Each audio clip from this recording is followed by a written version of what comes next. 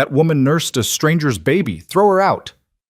The words that destroyed Eliza Monroe's life came from her own father's mouth. In 1876, when a dying woman collapsed on her doorstep clutching a newborn, Eliza made a choice that would cost her everything. She took the child to her breast. Her family called it disgrace. The town called it madness, but one cowboy would call it exactly what he'd been searching for his entire life.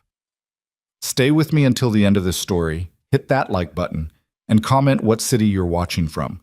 I want to see how far this tale travels. The spring rain fell in sheets that April morning, turning the dirt roads of Silverbrook into rivers of mud. Eliza Monroe stood at her bedroom window, watching the dawn break gray and cold over the Montana Territory, unaware that this would be the last sunrise she'd see from this room. She was 22 years old, with dark hair she kept pinned in a simple bun, and hands that knew the weight of hard work. Her mother had died 3 years prior, leaving Eliza to manage the household for her father, Samuel Monroe, and her 2 younger brothers. Samuel owned the largest dry goods store in town, and with it came a reputation he guarded more fiercely than his profits. Eliza heard the knock at the door while she was preparing breakfast. It was barely past 6, too early for customers, too early for neighbors. She wiped her hands on her apron and hurried to answer it, her father's heavy footsteps already descending the stairs behind her. When she opened the door, the rain swept in with the wind, and with it, a sight that would change everything. A woman collapsed across the threshold. She was young, perhaps Eliza's age, but hollowed out by something terrible. Her dress was soaked through, her face the color of ash, and clutched against her chest, wrapped in a thin, wet blanket, was a baby. "Please," the woman gasped, her voice barely audible over the storm. "Please, my baby." Eliza dropped to her knees without thinking, her hands reaching for the woman even as her father's voice boomed from behind her. "Don't touch her! Eliza, get back!" But Eliza wasn't listening. She could see the woman's lips turning blue, could hear the awful rattle in her chest. The baby wasn't crying. That was worse than any sound. "We need to get her inside," Eliza said, her voice sharp with urgency. "She's dying." "Then let her die elsewhere." Samuel's face was red, his eyes hard. "I won't have this in my house. Look at her. She's probably diseased, probably a prostitute from one of those camps upriver." "She's a human being," Eliza shot back, already trying to lift the woman. "Help me!" For a moment, father and daughter locked eyes, a battle of wills that had been brewing for years finally breaking the surface. Samuel Monroe had ruled his household with absolute authority since his wife's death, and Eliza had bent to that authority, day after day, year after year, until now. "I said no." Samuel's voice dropped to something cold and final. "Close that door." The woman on the threshold made a sound, half moan, half sob. Her arms loosened around the bundle, and Eliza saw with horror that the baby was starting to slip. She caught the infant just as the woman's eyes rolled back. "No, no, no," Eliza whispered, cradling the child against her chest while trying to keep the woman's head from hitting the doorframe. The baby was so cold, so terribly still. "Please, someone help me." Her brothers appeared at the top of the stairs, their faces pale and frightened. James was 16, Thomas only 13. They looked to their father for direction. "Boys, go to your rooms," Samuel ordered. "Eliza, I'm telling you one last time, she's dead." The words fell into the space between them like stones into water. Eliza looked up at her father, rain streaming down her face, the baby clutched in her arms, and the woman's body going limp against the doorstep. "She's dead," Eliza repeated, her voice breaking. "And this baby will be too if we don't get her warm." Samuel Monroe stared at his daughter for a long moment. Then he looked at the woman's body, at the growing pool of water and blood mixing on his clean floor, and his face hardened into something Eliza had never seen before, pure disgust. "Get her out of my doorway," he said quietly, "and get that thing out of my house." "That thing is a baby," Eliza's voice cracked. "A baby who just lost her mother." "Not our concern." Samuel turned away, his hands clasped behind his back in that way he had when a business matter was concluded. "Mrs. Henderson runs the orphanage. Take it there." "In this storm?" "It's 3 miles." "Then you'd better start walking." Eliza looked down at the infant in her arms. The baby was a girl, she could see now, with a tiny rosebud mouth and wisps of dark hair plastered to her skull. So small, so fragile. Her little chest was barely moving. Without planning it, without thinking about the consequences, Eliza made a decision that would define the rest of her life. She stood up, stepped over the dead woman's body, and walked past her father into the house. "What do you think you're doing?" Samuel's voice followed her up the stairs. "The baby is freezing," Eliza called back, her voice surprisingly steady. "I'm going to warm her up, and then I'll take her to Mrs. Henderson." She heard her father's footsteps behind her but didn't stop. In her room, she kicked the door shut and locked it, something she'd never done before. Her hands were shaking as she unwrapped the wet blanket from the baby's body. The child was blue-tinged, her lips almost purple. She wasn't crying, wasn't making any sound at all, and that terrified Eliza more than anything. She grabbed a dry blanket from her bed and began rubbing the baby's limbs, trying to restore warmth, trying to bring some color back to that tiny face. "Come on," she whispered. "Come on, sweetheart. Stay with me." The baby's eyelids fluttered, then her mouth opened, and she made a sound, small and weak, but a sound. Relief flooded through Eliza so powerfully she nearly sobbed. The baby was alive, cold and weak, but alive. There was pounding on the door now. "Eliza, open this door immediately!" Eliza ignored her father. She stripped off her own wet dress and wrapped herself in her robe, then tucked the baby against her skin, letting her body heat warm the child. It was something she had seen her mother do once with a premature lamb, and it had worked then. "Please work now," she prayed. "Please." The baby began to stir more, making small sounds of distress. Then those sounds turned to cries, weak but persistent. And with those cries came a realization that made Eliza's blood run cold. The baby was hungry. "Eliza Monroe, if you don't open this door right now, I'll break it down." Eliza looked at the door, then at the baby in her arms. The infant's cries were getting stronger, more desperate. She needed to eat, soon. The orphanage was 3 miles away, through a storm, with roads that were probably impassable by now. Even if Eliza left immediately, it would take her over an hour to walk there in good weather. In this rain, with a starving newborn, the baby wouldn't survive the journey. Eliza's heart was pounding. She knew what she was about to do, knew what it would mean. But looking down at that tiny, helpless face, she couldn't see any other choice. Her body had responded to her mother's death in an unexpected way. Grief had manifested physically, and for months after the funeral, she'd dealt with the discomfort of milk that had no purpose. It had finally stopped, but she knew from the midwife's daughter that sometimes, with the right stimulation, it could return. The baby's cries were growing frantic now, her tiny fists waving in the air. "I'm sorry," Eliza whispered, though she wasn't sure if she was apologizing to the baby, to her father, or to herself. "I'm so sorry." She brought the baby to her breast. At first, nothing happened. The baby rooted frantically but found nothing. Eliza bit her lip, fighting back tears of frustration and fear. Maybe it wouldn't work. Maybe she'd condemned this child to starvation because she couldn't. Then she felt it. A tingling sensation followed by a familiar fullness.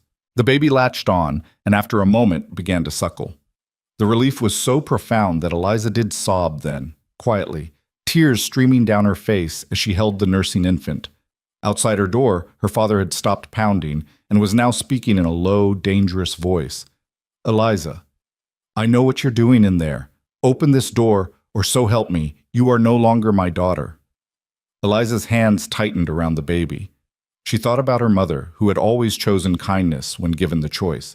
She thought about all the years she'd spent being obedient, being dutiful, being exactly what Samuel Monroe wanted her to be.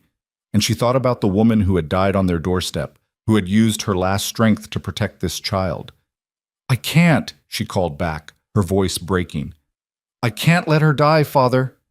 The silence that followed was worse than the shouting. It stretched out, heavy and final, until Eliza heard her father's footsteps retreating down the stairs. She stayed in her room for 2 hours, nursing the baby until she fell asleep, then holding her while the storm raged outside. The infant was warmer now, her color better, her breathing steady.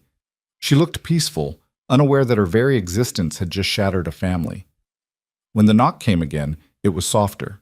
James's voice, hesitant and scared. Lizzie? Father he says you need to come down. He's got the pastor here. Eliza's stomach dropped. The pastor. That meant her father was going to make this official, make it public. In a small town like Silverbrook, what the pastor knew, everyone would know by nightfall. She dressed carefully, putting on her Sunday dress even though it was Thursday. If she was going to face judgment, she'd face it with dignity. She wrapped the baby in her warmest blanket and tucked her into the crook of her arm. The baby's eyes were open now, dark gray, unfocused, but alert. She made small sounds, content and drowsy. "I won't let them hurt you," Eliza whispered to her. "I promise." Downstairs, the parlor had been transformed into a kind of courtroom. Samuel Monroe sat in his chair by the fireplace, his face carved from stone. Pastor Williams stood by the window, rain-splattered and uncomfortable. And in the doorway, as if guarding against escape, stood Deputy Collins. Eliza's mouth went dry. The deputy. Her father had brought the law into this. "Miss Monroe," Pastor Williams cleared his throat. "Your father has told me about the situation. I understand a woman died on your doorstep this morning." "Yes." Eliza's voice was steady despite her hammering heart. "I tried to save her, but she was already too far gone." "And the child?" The pastor's eyes went to the bundle in her arms. The baby needed care. She was freezing and starving. "So you—" Pastor Williams seemed unable to finish the sentence. Samuel Monroe had no such hesitation. "She nursed it, like some kind of animal. In my house?" Eliza flinched at the venom in his voice but didn't look away from the pastor. "The baby would have died." "That wasn't your decision to make," Samuel said, standing now. "You're an unmarried woman, Eliza. What you've done, it's unnatural. It's sinful. It's merciful," Eliza interrupted, her voice rising. "It's what Mother would have done." "Don't you dare speak of your mother." Samuel's face was purple now. "Your mother was a decent, God-fearing woman who understood her place. You've brought shame on her memory, on this family, on Mr. Monroe." Pastor Williams held up a hand. "Please, let's discuss this calmly." But there was no calm in that room. Deputy Collins shifted uncomfortably, his hand resting on his belt. The baby stirred in Eliza's arms, making small sounds. "The question," Pastor Williams continued, "is what to do now. Miss Monroe, you understand that what you've done is highly irregular. An unmarried woman nursing a child, it raises questions, concerns." "What concerns?" Eliza demanded. "I saved a baby's life." "You exposed yourself," Samuel spat. "You acted like a whore." "Samuel!" Pastor Williams looked genuinely shocked. It's the truth." Samuel was shaking now, years of rigid control finally cracking. "She's ruined herself, ruined her reputation. No decent man will have her now. She's made herself unmarriageable. And for what? Some bastard child from a dead stranger?" Eliza felt something break inside her chest. Not her resolve, that remained firm as iron, but something else, some last thread of hope that her father might understand, might see the humanity in what she'd done. "Then I'm unmarriageable," she said quietly. "If caring for a helpless infant makes me unfit for marriage, then I accept that." "You accept—" Samuel's laugh was harsh and bitter. "You accept nothing. I accept. I accept that you are no longer my daughter. I accept that you cannot remain under this roof. I accept that you have made your choice." The room went very still. "Mr. Monroe," Pastor Williams said carefully, "perhaps we shouldn't be hasty." "I'm not being hasty. I've spent 2 hours thinking about this, praying about this, and the answer is clear." Samuel looked at Eliza, and his eyes were cold as January. "You can stay here and be part of this family, or you can keep that child, but you cannot do both." Eliza looked down at the baby in her arms. The infant was sleeping now, her tiny fingers curled against Eliza's chest, her breath coming in soft, even whispers. She was so small, so defenseless, so completely dependent on the woman who held her. "I choose her," Eliza whispered. "What was that?" Samuel leaned forward. "Speak up." Eliza lifted her chin, meeting her father's gaze. "I said I choose her. This baby didn't ask to be born. She didn't ask for her mother to die. She's innocent, and she deserves a chance at life. If you can't see that, if you'd rather cast out your own daughter than show mercy to a helpless child, then maybe I don't want to be part of this family anymore." The words hung in the air like gun smoke. Samuel Monroe's face went very pale, then very red. "Then get out!" "Father!" James stepped forward from where he'd been standing in the hallway. "Please, you can't—" "Be silent," Samuel rounded on his son. "Unless you want to join her in exile." James fell back, tears streaming down his young face. Thomas was crying too. Eliza could hear him from upstairs. "You have 1 hour," Samuel continued, turning back to Eliza. "Take whatever you can carry. After that, you're trespassing." "Mr. Monroe, surely there's another way." Pastor Williams tried again. "There is no other way." Samuel's voice was flat now, emptied of all emotion. "She's made her choice. She chooses shame over family, disgrace over duty. So be it. Let her live with that choice." Eliza stood frozen for a moment, the full weight of what was happening crashing down on her. She was being cast out, exiled from her own home, from her brothers, from everything she'd ever known, because she'd saved a baby's life. "Deputy Collins," Samuel said, "please ensure my daughter leaves the premises within the hour. If she's still here after that, I want her arrested for trespassing." The deputy looked miserable. "Mr. Monroe, I don't think—" "Do your job or I'll find someone who will." Eliza found her voice. "I don't need an hour." She turned and walked back upstairs, the baby still sleeping peacefully in her arms. In her room, she moved mechanically, her mind numb with shock. She had one bag, a carpet bag her mother had used for traveling. Into it she packed 2 changes of clothes, her mother's Bible, a hairbrush, the blanket the baby was wrapped in, and a small purse containing the money she'd saved from helping with mending and laundry, $3.47. Everything she owned in the world fit into a bag she could carry in one hand. She took one last look at her room, the room she'd slept in since childhood, where her mother had read to her, where she'd dreamed of the future. Then she walked out, closing the door behind her. Downstairs, her father had returned to his chair. He didn't look up as she descended the stairs. James was crying openly now, and Thomas had come down to stand beside him, his face blotchy and scared. "Lizzie," James choked out, "please don't go." Eliza paused at the bottom of the stairs.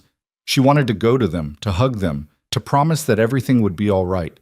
But Samuel was watching, and she knew any display of affection would only make things harder. "Be good," she told her brothers, her voice thick with unshed tears. "Take care of each other." "Where will you go?" Thomas asked, his voice small. "I don't know." It was the honest truth. "But I'll be all right." She looked at her father one last time.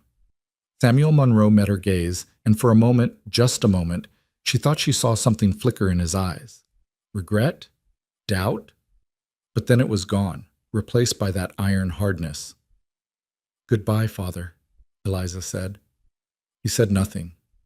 Pastor Williams followed her to the door, his face creased with worry. "Miss Monroe, please, wait. Let me help you find somewhere to stay. Surely there's someone in town." "No." Eliza's voice was firm. "If my father has made his feelings known, the town will follow his lead. They always do." "But the baby will be fine." Eliza adjusted her grip on the sleeping infant. "We'll be fine." She stepped out into the rain, which had lessened to a steady drizzle. Behind her, she heard James crying, heard Thomas calling her name, but she didn't turn around. If she turned around, she might not be able to leave. And she had to leave.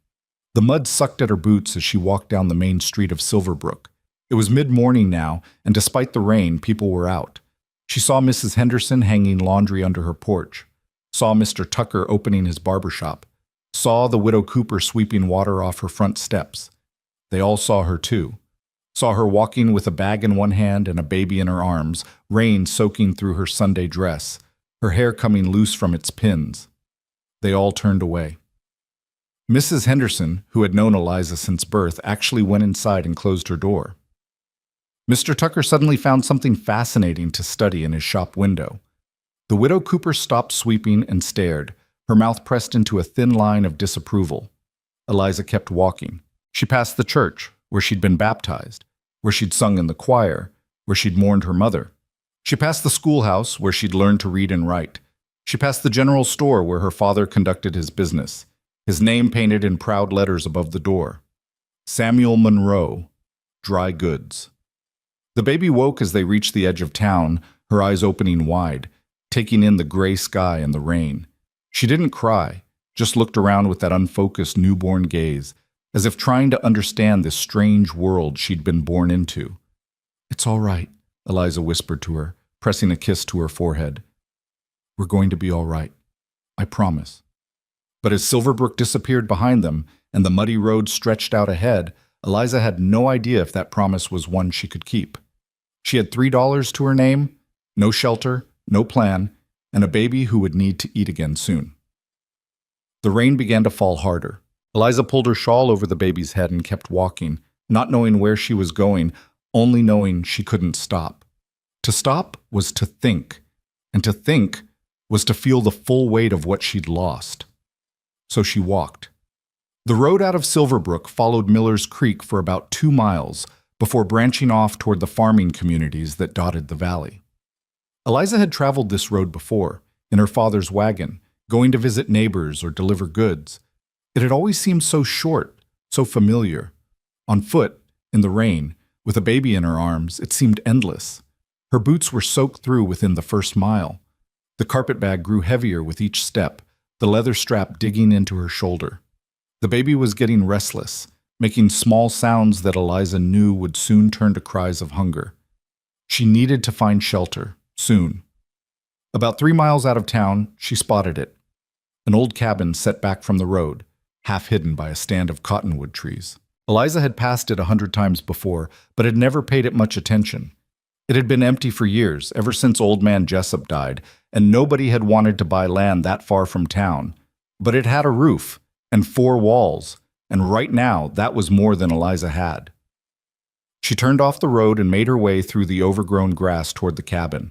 Up close, it was even more dilapidated than she'd remembered. The windows were broken, the door hung crooked on its hinges, and there were visible holes in the roof. But it was shelter. The door groaned in protest as she pushed it open. Inside the cabin was a single room, maybe 15 feet square. There was a rusted iron stove in one corner, a broken bed frame in another, and a thick layer of dust and debris over everything. Mice had clearly made themselves at home. She could see their droppings scattered across the floor. It was the most depressing place Eliza had ever seen, and it was hers. She set down her bag and looked around, trying to see past the decay to the possibilities. The stove might still work if she could clean it out. The bed frame was broken, but the wood could be useful. If she could patch the roof and board up the windows. The baby began to cry in earnest now, her tiny voice filling the empty cabin. First things first, Eliza thought. She settled down on the least dirty patch of floor, her back against the wall, and brought the baby to her breast. The infant latched on immediately, her cries stopping as she began to nurse. In the sudden quiet, Eliza could hear the rain drumming on the roof, water dripping through the holes to form puddles on the floor. She could hear the wind whistling through the broken windows. She could hear a mouse skittering somewhere in the walls. And for the first time since she'd opened the door that morning, she let herself cry. She cried for her mother, who would have been so ashamed to see her daughter in such circumstances. She cried for her brothers, who would grow up without her. She cried for her father, who had chosen pride over love. And she cried for herself, for the life she'd lost, for the future she'd imagined, for the innocence that had died along with the woman on her doorstep. But even as she cried, she held the baby close. And when her tears finally subsided, she looked down at the nursing infant and felt something shift inside her chest. This wasn't the life she'd planned. This wasn't the future she'd dreamed of. But it was her life now, her future, her choice. "We're going to make this work," she whispered to the baby. "I don't know how yet, but we're going to survive this. You and me. Together." The baby's eyes drifted closed, milk-drunk and content. Her tiny hand rested against Eliza's chest, right over her heart. Outside, the rain continued to fall on the Montana territory, washing away the old life and making way for something new. Something Eliza Monroe couldn't yet imagine but would soon discover. In choosing compassion over obedience, in choosing love over approval, she had cast herself out of paradise. But sometimes, Eliza would learn, paradise isn't where you think it is. Sometimes you have to lose everything to find what really matters. Sometimes you have to be broken before you can be remade. The baby sighed in her sleep, and Eliza held her closer, sheltering her from the cold, from the rain, from a world that had already shown itself to be harsh and unforgiving. But also, somewhere out there, beyond the rain and the ruins, a world that still held the possibility of kindness, of redemption, of a cowboy who would one day ride up to this broken-down cabin and see not disgrace, but exactly the kind of woman he'd been searching for his entire life. Though Eliza Monroe didn't know it yet, as she sat in that cold, empty cabin with a stranger's baby in her arms, her real story was only just beginning. The first night in this cabin was the longest of Eliza's life. She sat with her back against the wall, the baby sleeping fitfully in her arms, listening to every sound the darkness brought. The rain had stopped around midnight, but water continued to drip through the holes in the roof, each drop marking time like a slow, merciless clock. When dawn finally came, gray and reluctant, Eliza forced herself to stand. Her body ached from sitting in one position all night, and her dress was still damp from yesterday's rain. The baby stirred, making small, hungry sounds, and Eliza knew she had perhaps an hour before those sounds became screams. She laid the infant carefully on her folded shawl, the cleanest surface she could create, and took stock of her situation. The cabin looked even worse in daylight. Cobwebs hung like curtains in every corner, the floorboards were rotted through in places, and something had died behind the stove. She could smell it. But there was also potential. The walls were solid log, chinked with mud that had mostly held. The stove, despite its rust, still had its door and grate. And in the corner she'd missed last night, there was a rough wooden shelf that had somehow survived the years of neglect. Eliza had cleaned houses since she was 10 years old. She knew what hard work looked like. She rolled up her sleeves and got to work. By mid-morning, she'd swept out the worst of the debris, using a branch she'd broken off one of the cottonwoods as a makeshift broom. She'd cleared the dead animal from behind the stove, a raccoon, long desiccated, and scraped out the worst of the rust and old ash. The windows she couldn't fix, but she'd stuffed the broken panes with rags torn from her extra petticoat, blocking the worst of the drafts. The baby woke hungry, and Eliza sat down to nurse her, her arms trembling with exhaustion. As the infant fed, Eliza looked around at what she'd accomplished. It wasn't much. The cabin was still a ruin, but it was a slightly more livable ruin. She'd used the last of her energy and hadn't eaten since yesterday morning. Her stomach cramped with hunger and her head felt light. $3 wouldn't last long, even if she could figure out where to spend it. Silver Brook was the nearest town, and she'd rather starve than go back there. "We need food," she told the baby softly. "And water. And wood for the stove. And about 100 other things I don't know how to get." The baby just blinked at her with those unfocused gray eyes, milk dribbling from the corner of her mouth. Eliza wiped the baby's face with her thumb, then looked toward the door. Miller's Creek ran past about a quarter-mile away. She could at least get water. As for food, she'd have to figure something out. She wrapped the baby securely in the blanket and made her way down to the creek. The water ran clear and cold over smooth stones, and Eliza realized with dismay that she had nothing to carry it in. The carpet bag wasn't waterproof, and she had no bucket, no pot, no container of any kind. She stood there for a long moment, the baby in her arms, feeling the weight of her situation settle over her like a heavy coat. She couldn't even get water back to the cabin. How was she supposed to survive? The baby made a small sound, drawing Eliza's attention. The infant was looking up at her with an expression that seemed almost patient, as if to say, "You'll figure it out. You always do." Eliza knelt by the creek and drank her fill, then wet one of the rags and used it to wipe down the baby's face and hands. At least they wouldn't die of thirst immediately. She'd have to make regular trips to the creek, but it was manageable. One problem at a time, she told herself. One problem at a time. On the walk back to the cabin, she gathered dead wood from beneath the cottonwoods, balancing the pieces awkwardly while holding the baby. By the time she reached the cabin, her arms were full of kindling and her back was screaming, but she had enough to start a fire. If she could figure out how to light it. She had no matches, no flint, nothing. Eliza sat down on the cabin floor and very nearly gave up. It would be so easy to just sit here, to let the hunger and cold and exhaustion win. To admit that she'd been foolish, that her father had been right, that she couldn't survive out here alone. But then the baby made a sound, not crying, just a small coo, and Eliza looked down at her. The infant was awake, her tiny fingers waving in the air, her eyes trying to focus on Eliza's face. This baby trusted her, depended on her, needed her to be stronger than the despair that threatened to swallow her whole. Eliza took a shaky breath and stood up. There had to be a way. People had been making fire for thousands of years before matches. She'd seen her brothers do it once, rubbing sticks together, though they'd never actually gotten it to work. She spent the next 2 hours trying. Her hands blistered, her shoulders burned, and she accomplished nothing but a pile of wood shavings and a growing sense of hopelessness. When the sound of hoofbeats reached her ears, she was so exhausted she almost didn't react. Then she realized what it meant. Someone was coming, and panic flooded through her. Had her father sent someone to check on her? Or worse, to drag her back? She grabbed the baby and retreated into the cabin, peering through one of the rag-stuffed windows. A single horse was approaching, picking its way carefully along the overgrown path. The rider was a man, tall in the saddle, wearing a dust-colored coat and a wide-brimmed hat. Not anyone from town that she recognized. The man reined in his horse about 20 yards from the cabin, and Eliza saw him take in the scene. The swept ground in front of the door, the pile of firewood, the wisps of smoke that definitely weren't coming from the stove. "Hello, the cabin," he called out. His voice was deep but not threatening. "I don't mean any harm. Just passing through and saw signs of life, wanted to make sure everything's all right." Eliza stayed silent, her heart pounding. The baby, sensing her tension, began to whimper. The man dismounted and took a few steps closer. "Ma'am, I heard a baby. Are you in some kind of trouble?" "Stay back," Eliza called out, trying to make her voice sound firm. "I have a gun." She didn't have a gun. She didn't have anything. The man stopped, his hands rising slightly from his sides. "All right, I'm staying right here.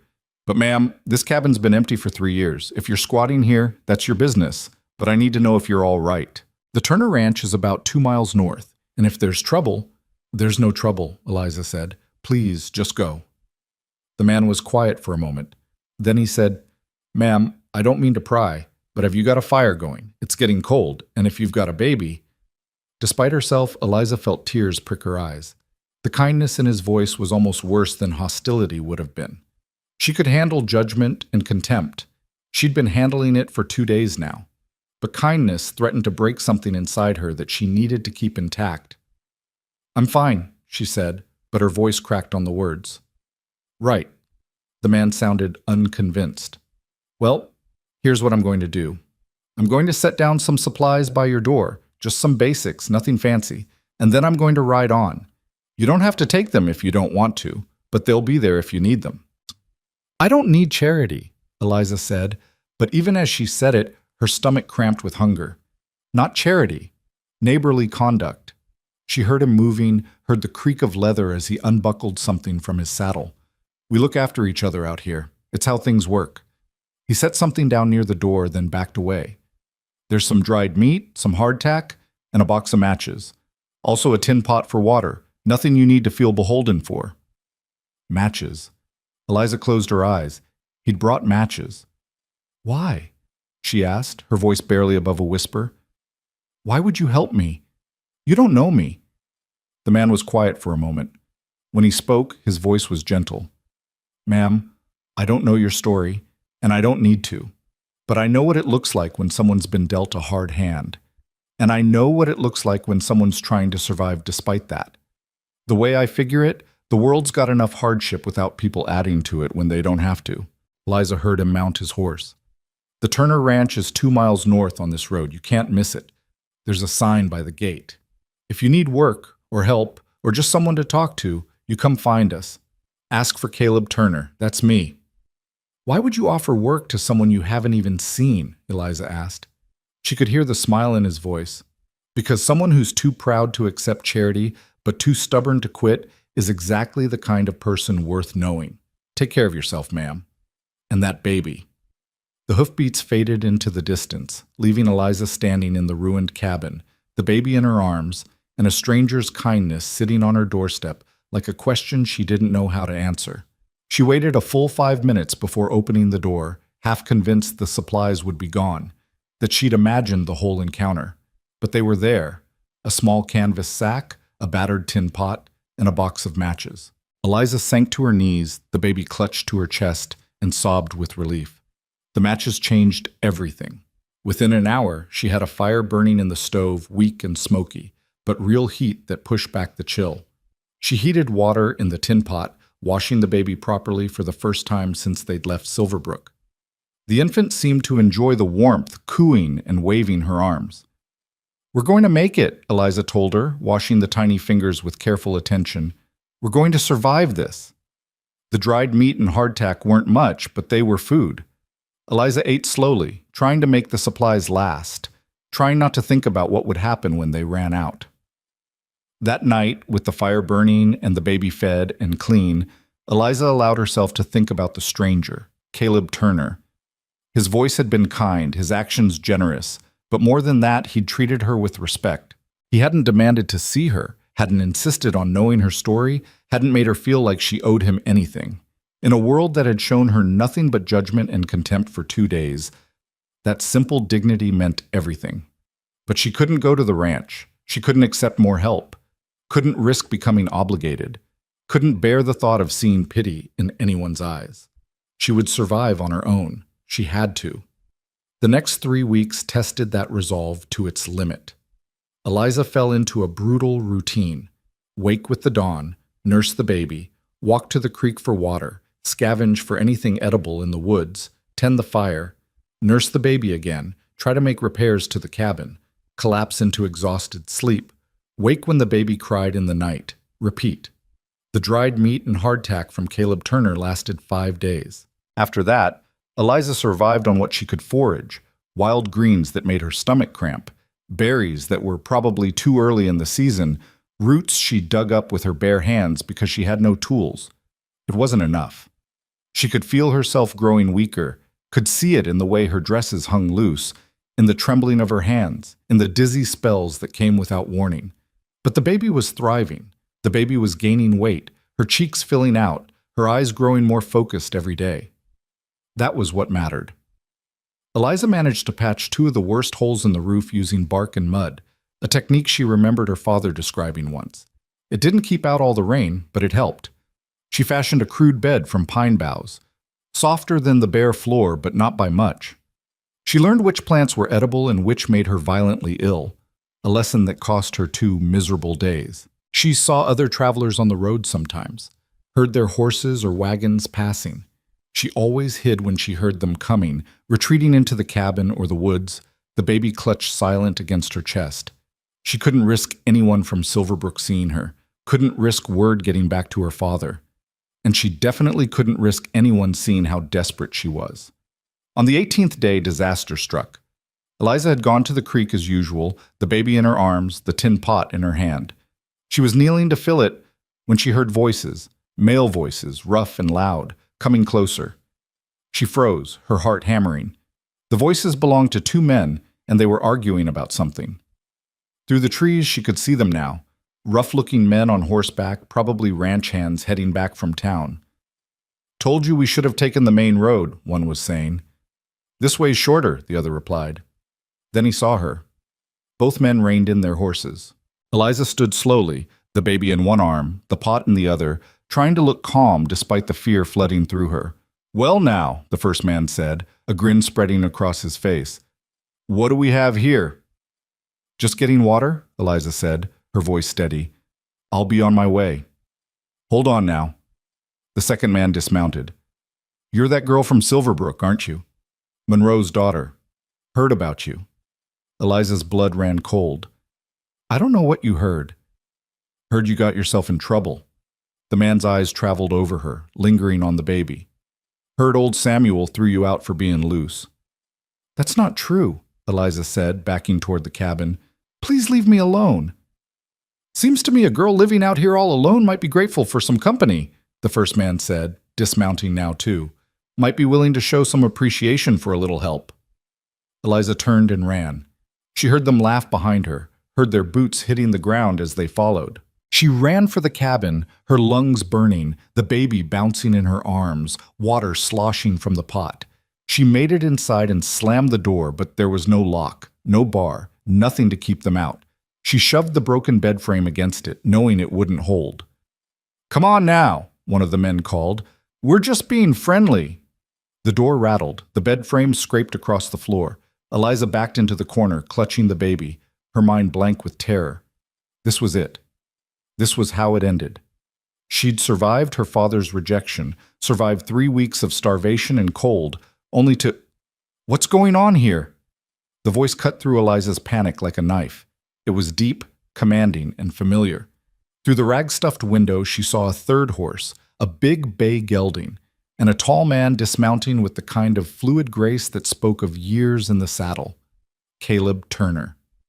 "This doesn't concern you, Turner," one of the men said, but his voice had lost its confidence. "That's where you're wrong." Caleb's voice was quiet, but something in it made Eliza shiver. "This cabin is on land adjacent to the Turner Ranch, which means anything that happens here concerns me very much. Now step away from that door." "We were just talking to the lady." "The lady who ran away from you? The lady who barricaded herself in that cabin?" Caleb's voice hardened. "That kind of talking?" Silence. Then shuffling sounds. "Didn't realize she was under your protection," the first man muttered. "Well, now you do. I suggest you mount up and ride on, and I suggest you spread the word. Anyone who bothers this woman answers to me. Understood?" More shuffling, the sound of horses being mounted. "We didn't mean any harm," one of the men said. "Then you won't mind leaving, now." Eliza heard the horses ride away, heard them splashing through the creek, heard the sound fade into distance. But she didn't move. She stayed in the corner, the baby pressed against her chest, her whole body shaking. A soft knock at the door. "Ma'am, they're gone. You're safe now." Eliza couldn't respond. Her throat was closed up with fear and relief and shame. "I'm going to step away from the door," Caleb continued. "I'm going to be out here by that big cottonwood if you need anything. Take your time." She heard his footsteps retreat, heard the creak of leather as he sat down, probably leaning against the tree. It took Eliza a full 10 minutes to stop shaking. The baby had started crying, distressed by her mother's fear, and Eliza nursed her with trembling hands, whispering apologies and reassurances. When the infant finally fell asleep, Eliza carefully moved the bed frame away from the door and stepped outside. Caleb Turner was exactly where he'd said he'd be, sitting with his back against the cottonwood, his hat pulled low over his eyes. He looked up when she emerged, and Eliza got her first good look at him. He was younger than she'd expected from his voice. Maybe 30, with sun-weathered skin and dark hair that needed cutting. His eyes were blue, steady, and kind, and his face had the sort of honest openness that couldn't be faked. "Thank you," Eliza said, her voice hoarse, "for helping me." Caleb stood, brushing dirt from his pants. "No thanks needed. Those men shouldn't have bothered you." "They said—" Eliza's voice caught. "They said they'd heard about me, about why I left town." Caleb's expression didn't change. "Rumors travel fast out here. Most of them are lies, and the rest aren't anybody's business but yours." "You don't know what they're saying." "Don't need to know. What I do need to know is whether you're all right, whether you've got food, water, shelter that keeps out the rain." He paused. "And whether you'll accept help this time."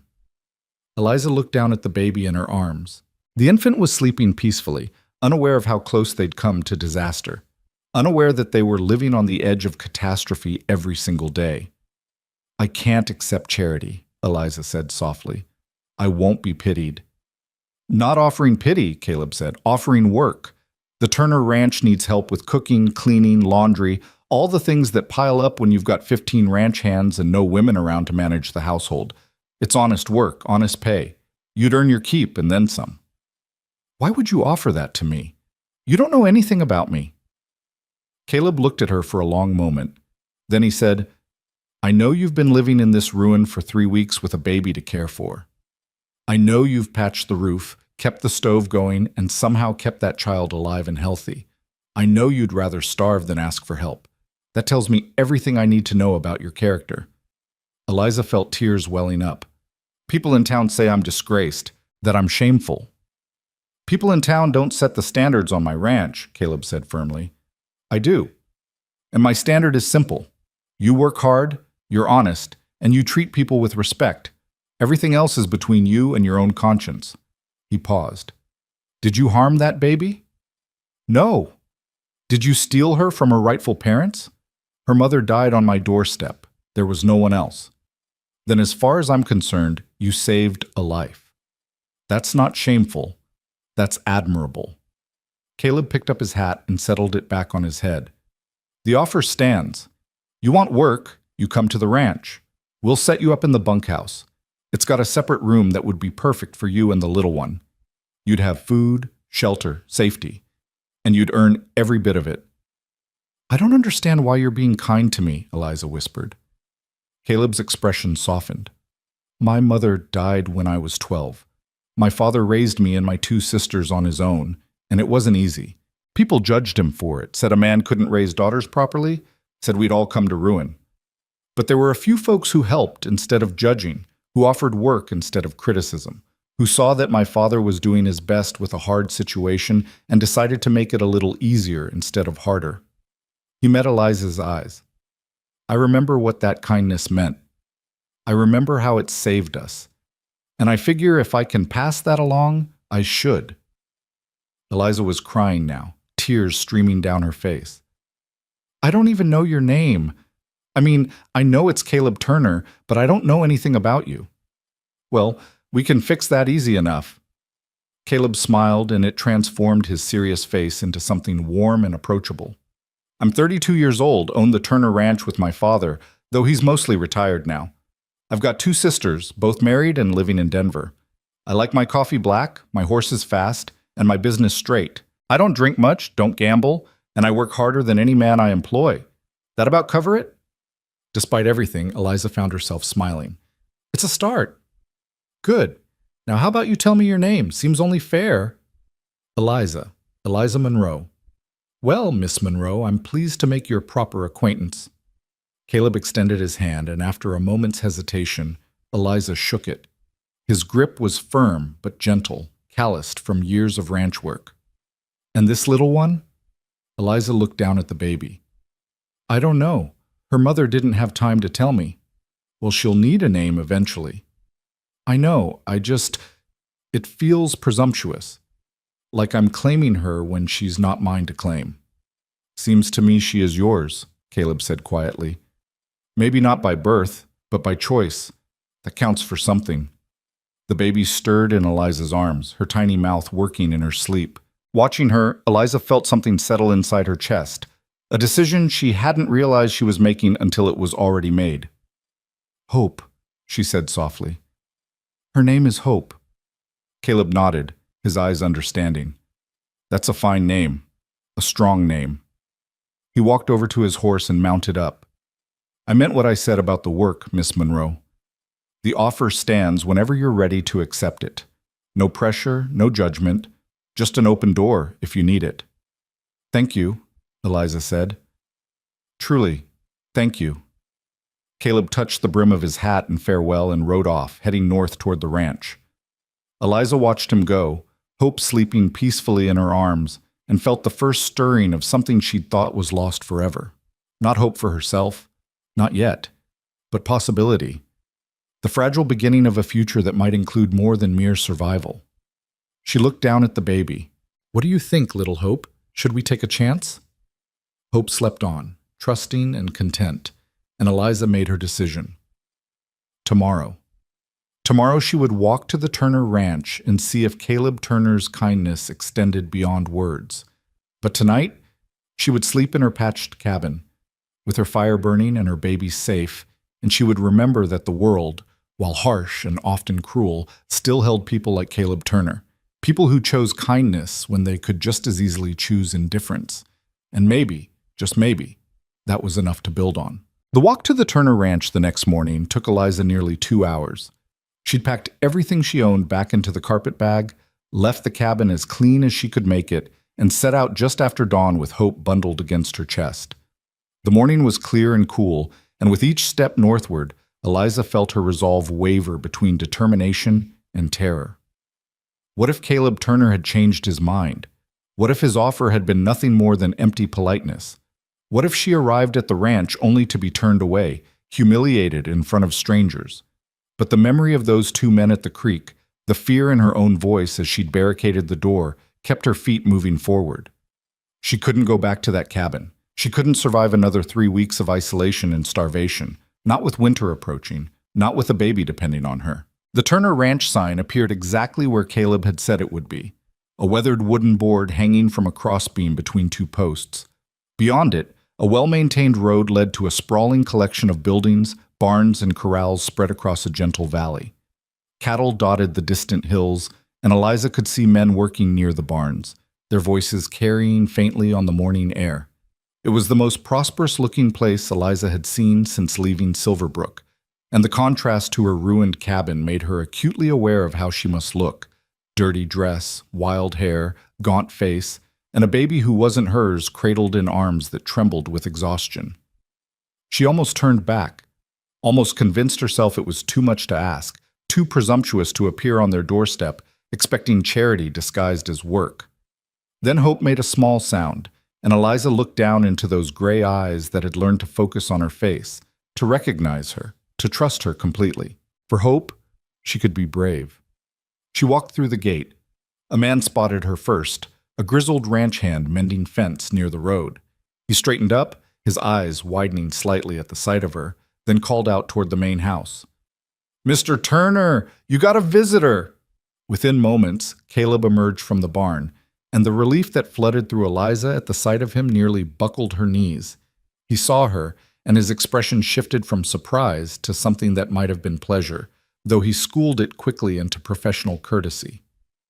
"Miss Monroe," he said, walking toward her with that easy, confident stride. "You came." "You said the offer stood," Eliza replied, hating how uncertain her voice sounded. "If it doesn't, if you've reconsidered, I understand." "I haven't reconsidered."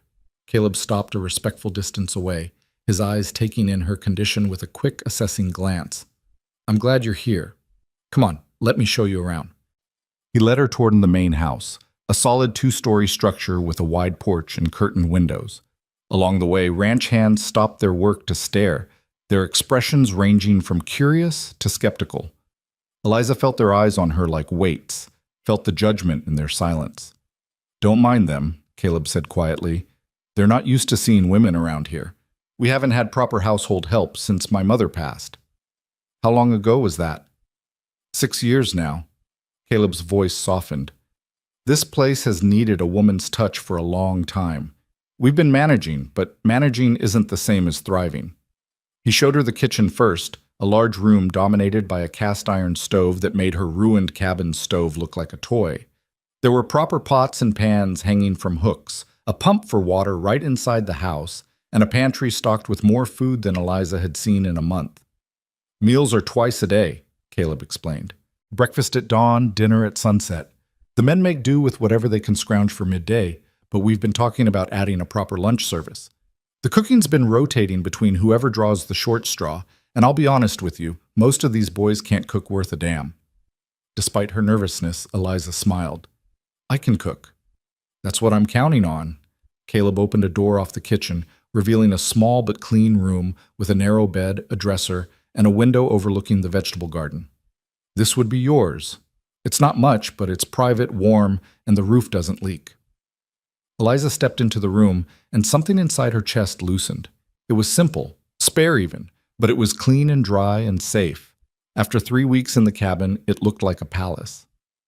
"The work isn't easy," Caleb continued. 3 meals a day for 15 men, plus laundry, cleaning, mending. It's full days, 6 days a week. Sundays you'd have off. Pay is $15 a month, plus room and board. $15. Eliza's mind reeled. That was more money than she'd ever had at one time in her life. "I'll need help with Hope sometimes," she said, her voice catching on the baby's name. "When I'm cooking or washing, I can't leave her alone." "We'll work something out." Caleb glanced at the sleeping infant. "How old is she now?" "About a month, I think. It's hard to know exactly." Caleb nodded, then met Eliza's eyes. "I need to ask you something, and I need you to be honest with me." Eliza's heart sank. Here it came. The question she'd been dreading, the judgment disguised as concern. "Did you steal that baby?" "No." The word came out fierce and immediate. Her mother died on my doorstep. There was no one else to care for her. And your family threw you out for helping. It wasn't a question, but Eliza answered anyway. My father gave me a choice. The baby or my home. I chose her. Caleb was quiet for a moment, his expression unreadable. Then he said, that took courage. It took stubbornness, Eliza corrected. I don't know if it was courage or just foolishness. Sometimes they're the same thing. Caleb extended his hand. Do we have an agreement, Miss Monroe? You'll work for the ranch, earn your keep, and build yourself a future? Eliza looked at his hand, then at the room behind her, then down at Hope sleeping peacefully in her arms. Every instinct she had screamed that this was too good to be true, that there had to be a catch, that men didn't offer women jobs and safety without expecting something in return. But when she looked into Caleb Turner's eyes, she saw only honest intention and patient kindness. She shifted Hope to one arm and shook his hand. We have an agreement. The first 2 weeks at the Turner Ranch passed in a blur of exhausting, satisfying work. Eliza rose before dawn to start breakfast, spent her days cooking and cleaning and learning the rhythms of ranch life, and fell into bed each night so tired she barely remembered lying down. Hope slept in a wooden crate lined with blankets next to Eliza's bed. And during the day, one of the older ranch hands, a man named Pete, who'd raised 6 children of his own, would watch her when Eliza needed both hands free. The men were wary of her at first, uncertain how to act around a woman who'd appeared from nowhere with a baby and a mysterious past. But Eliza's cooking won them over quickly. She made real biscuits, beef stew that didn't taste like leather, and apple pie from the fruit in the ranch's small orchard. Within a week, the dinner table had gone from a quiet, functional affair to something approaching civilized, with the men actually washing their hands first and saying thank you when she served them. Caleb kept his distance, professional and courteous but never familiar. He ate with the men, thanked her for the meals, and left her to her work. But sometimes Eliza would catch him watching her with an expression she couldn't quite read, something thoughtful and careful, as if he were working out a puzzle in his mind. It was on a Saturday evening, 2 weeks after her arrival, that everything changed. The ranch was hosting a gathering, something Caleb had mentioned casually a few days earlier, but that Eliza hadn't fully understood the scope of until the day itself arrived. Apparently, it was a quarterly tradition, a chance for neighboring ranchers and their families to come together, share news, trade horses, and strengthen the community bonds that were essential to survival in the territory. You don't have to attend if you're not comfortable, Caleb had told her that morning. You can stay in your room, and no one will think less of you. But Eliza had spent 3 weeks hiding from the world, and she found she was tired of it. She'd done nothing wrong. She'd saved a baby's life. If people wanted to judge her for that, let them judge her to her face. So she put on her least worn dress, pinned her hair up properly for the first time in weeks, and emerged from her room with Hope in her arms as the first wagons began arriving. The gathering took place in the large open area between the house and the main barn, where tables had been set up and lanterns hung from posts to light the evening. Eliza had spent the day preparing food: roasted chickens, potato salad, cornbread, 3 different pies. And now she stood near the serving tables, Hope sleeping against her shoulder, and watched the crowd arrive. There were more people than she'd expected, maybe 40 or 50, ranging from weathered ranchers to young families with children. The women clustered together, their dresses fine by frontier standards, their hair elaborately styled. The men gathered near the barn, passing around a jug of something that definitely wasn't water. And then Eliza saw a familiar face in the crowd, and her blood turned to ice. Mrs. Henderson from Silverbrook, the woman who'd shut her door in Eliza's face the day she left town. She was talking to another woman, gesturing animatedly, and then her eyes landed on Eliza. The recognition was instant and hostile. Mrs. Henderson said something to her companion, and both women turned to stare. Then Mrs. Henderson started making her way through the crowd, her face set in lines of righteous disapproval. Eliza's first instinct was to flee, to retreat to her room and hide like Caleb had suggested, but she'd made a promise to herself to stop hiding, and she intended to keep it. She stood her ground. "Eliza Monroe," Mrs. Henderson said, her voice carrying across the gathering. "I never thought I'd see you showing your face in polite society again." The crowd went quiet. Conversations died mid-sentence. Every eye turned toward Eliza and the older woman facing her down. "Mrs. Henderson," Eliza said, keeping her voice steady, "I didn't know you'd be here. Obviously, or you wouldn't have dared attend." Mrs. Henderson's eyes went to Hope, and her lip curled. "And you brought that creature with you? Have you no shame?" "That creature is a baby," Eliza said, her voice hardening. "Her name is Hope, and she's done nothing to deserve your contempt." "She's a bastard child that you had no right to keep," Mrs. Henderson snapped. "Your father told everyone what you did, how you disgraced yourself, nursing a stranger's baby like some kind of what?" The voice cut through Mrs. Henderson's tirade like a whip crack. Caleb had appeared from somewhere in the crowd, and he was furious. Eliza had never seen him angry before, but she saw it now in the set of his jaw, the ice in his eyes, the absolute stillness of his posture. "Mr. Turner," Mrs. Henderson began, "surely you can't approve of this woman working on your ranch." "What I approve of is none of your concern, Mrs. Henderson." Caleb's voice was quiet, but it carried to every corner of the gathering. "Miss Monroe works for the Turner Ranch. She's under my protection and my employment, and I won't have her insulted on my property." "But her father cast out his own daughter for showing mercy to a dying woman and her child." Caleb stepped closer to Mrs. Henderson, and the woman actually took a step back. "Her father chose pride over family, judgment over compassion. And if you ask me, that says a hell of a lot more about Samuel Monroe's character than it does about his daughter's." The crowd was completely silent now. Eliza could hear her own heartbeat, could feel hope stirring against her shoulder. "Miss Monroe saved a baby's life," Caleb continued, his voice ringing clear. "She gave up everything she had, her home, her family, her reputation, to keep an innocent child from dying. Where I come from, that's not disgraceful, that's heroic." Mrs. Henderson's face had gone red. The talk in town is gossip and speculation from people who have nothing better to do than tear down a woman who showed more courage in one moment than most of them will show in their entire lives." Caleb looked around at the gathered crowd, making eye contact with several of the ranchers.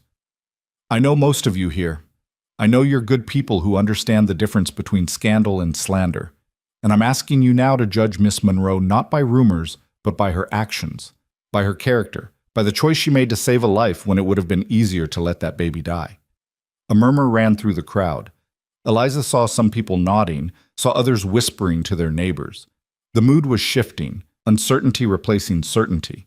"Furthermore," Caleb said, and his voice took on a different quality, something that made Eliza's breath catch, "I want you all to know that I've asked Miss Monroe to be my wife." The world seemed to tilt sideways. Eliza stared at Caleb, certain she'd misheard, but he was looking right at her, his eyes steady and sure, and she knew she hadn't imagined it. "You what?" Mrs. Henderson gasped. "I've asked her to marry me," Caleb repeated, still looking at Eliza. "She hasn't given me an answer yet, but I'm hoping she'll say yes, because she's exactly the kind of woman I want to build a life with. Strong, compassionate, willing to sacrifice everything for what's right. That's worth more than all the pristine reputations in Montana." The crowd erupted. Some people were cheering, others looked scandalized, still others seemed simply stunned. Mrs. Henderson opened and closed her mouth like a landed fish, unable to form words. But Eliza barely noticed any of it. She was looking at Caleb, trying to understand what had just happened, trying to process the enormity of what he'd just done. He'd claimed her in front of everyone. He'd defended her honor, elevated her status, and shielded her from judgment in the most public way possible. And he'd done it by lying. Or had he? The gathering dissolved into chaos after that. Some people came forward to congratulate Caleb, others pulled Eliza aside to offer tentative best wishes, still others left in a huff of disapproval. Mrs. Henderson departed with her companion, her face tight with fury, no doubt already planning how to spread this new scandal back in Silverbrook. Through it all, Eliza moved as if in a dream, accepting congratulations she didn't deserve for an engagement that didn't exist, smiling and nodding while her mind raced. It was nearly midnight before the last guest left. The ranch hands cleaned up the tables and lanterns, shooting curious glances at Eliza as they worked. Finally, when the last wagon had disappeared down the road and the last ranch hand had retired to the bunkhouse, Eliza found herself alone with Caleb in the quiet darkness between the house and barn. Hope was sleeping in her arms, exhausted from being passed around and cooed over all evening. Eliza held her close, trying to find the words for what she needed to say. Caleb spoke first. "I apologize." Eliza looked up sharply. "For what?" "For putting you in that position. For making that announcement without asking you first." He removed his hat, running a hand through his hair in a gesture that seemed almost nervous. "I saw Mrs. Henderson attacking you, and I couldn't let that happen. I couldn't let her destroy you in front of all those people. So I said the first thing I thought would stop her. You said you wanted to marry me. I know. And I understand if you're angry, if you feel I've compromised you or forced you into something you don't want. I can retract it tomorrow. Tell everyone I spoke in haste. Did you mean it?" The question hung between them. Caleb looked at her for a long moment, his expression unreadable in the dim light from the house. "I don't know," he said finally, and his honesty was somehow more compelling than any romantic declaration could have been. "I know I respect you. I know I admire your strength and your compassion. I know that watching you with hope, seeing how you've rebuilt your life from nothing, has shown me more about true character than a lifetime of polite society ever could." He stepped closer, close enough that Eliza could see the sincerity in his eyes. "I know that the idea of you being my wife doesn't displease me. That having you here these past weeks has made this ranch feel more like a home than it has in years. That Hope's laughter in the morning is something I look forward to hearing." He paused. "But I also know that you deserve more than a marriage of convenience born from my need to protect you from gossip. You deserve to be courted properly, to have time to decide what you want, to choose your own future." Eliza felt tears welling up, though whether they were from relief or disappointment or simple exhaustion, she couldn't say. "What happens now?" she whispered. "Now, you go to bed and get some rest.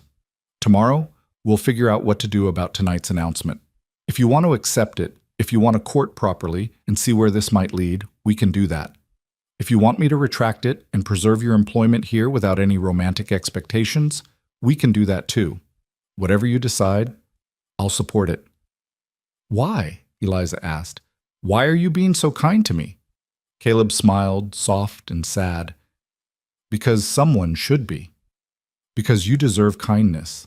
Because that baby in your arms deserves to grow up knowing that the world has good people in it, not just cruel ones." He settled his hat back on his head. "Get some sleep, Miss Monroe. We'll talk more in the morning." He turned to walk toward his own quarters in the main house, but Eliza's voice stopped him. "Caleb." He turned back. "Thank you," she said, "for what you did tonight, for standing up for me. Even if it was a lie, even if it complicated everything, thank you for showing me that someone still sees me as worth defending." "It wasn't entirely a lie," Caleb said quietly. "The part about you being exactly the kind of woman I'd want to build a life with. That was true." He touched the brim of his hat. "Good night, Eliza." "Good night." Eliza watched him walk away, then looked down at Hope, who was sleeping peacefully despite the chaos of the evening. The baby's face was relaxed, trusting, completely unaware that her entire future had just shifted on its axis. "What do you think?" Eliza whispered to her. "Should we take a chance on him?" Hope, of course, didn't answer.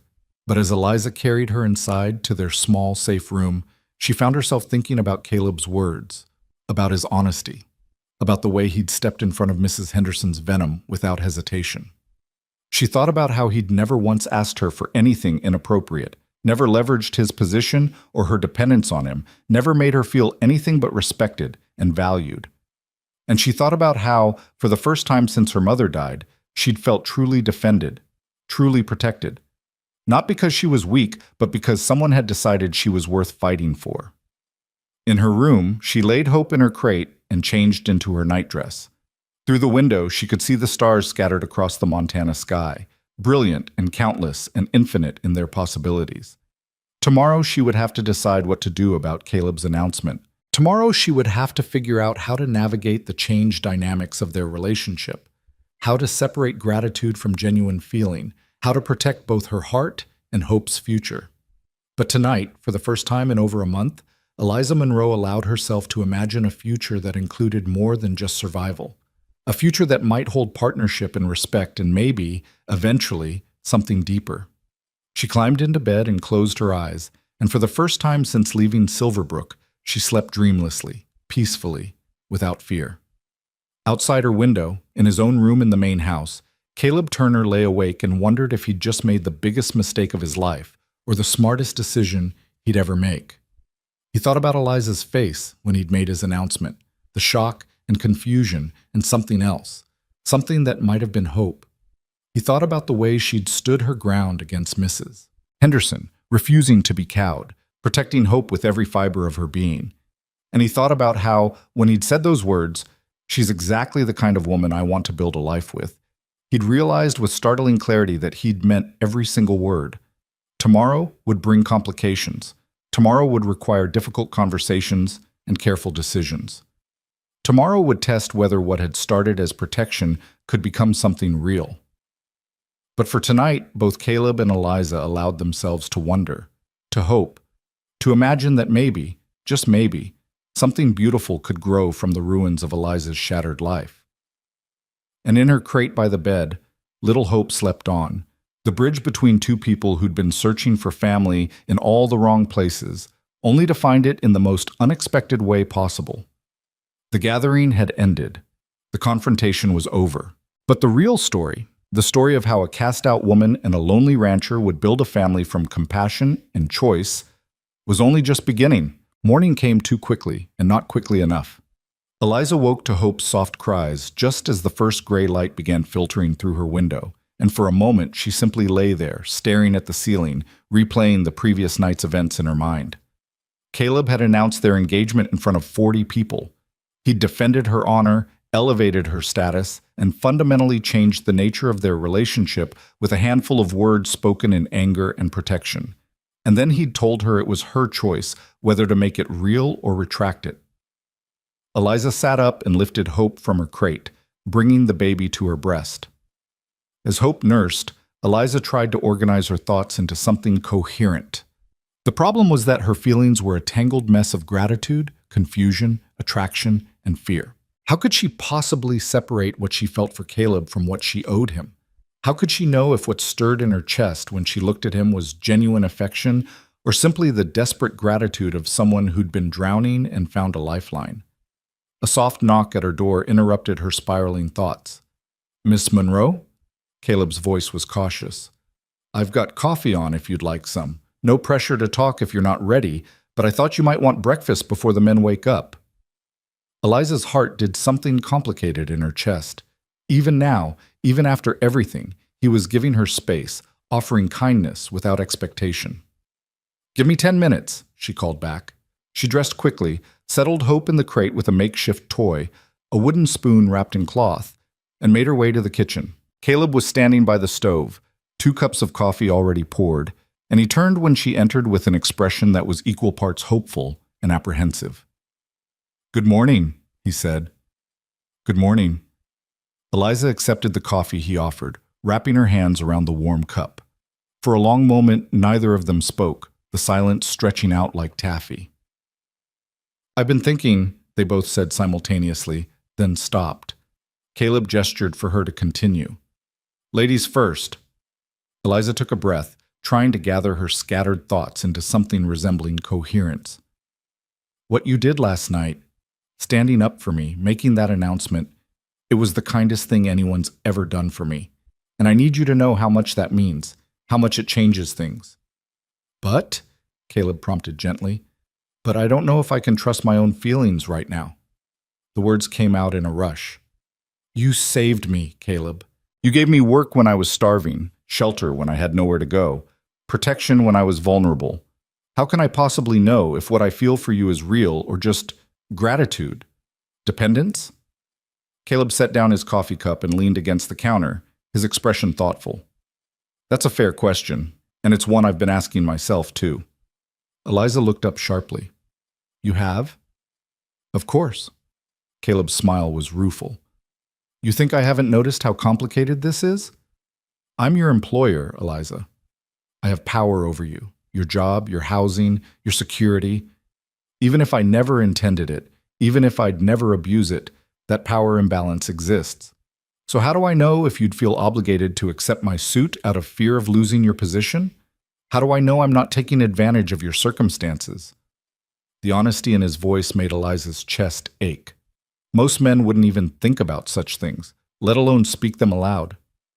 So what do we do? She asked quietly.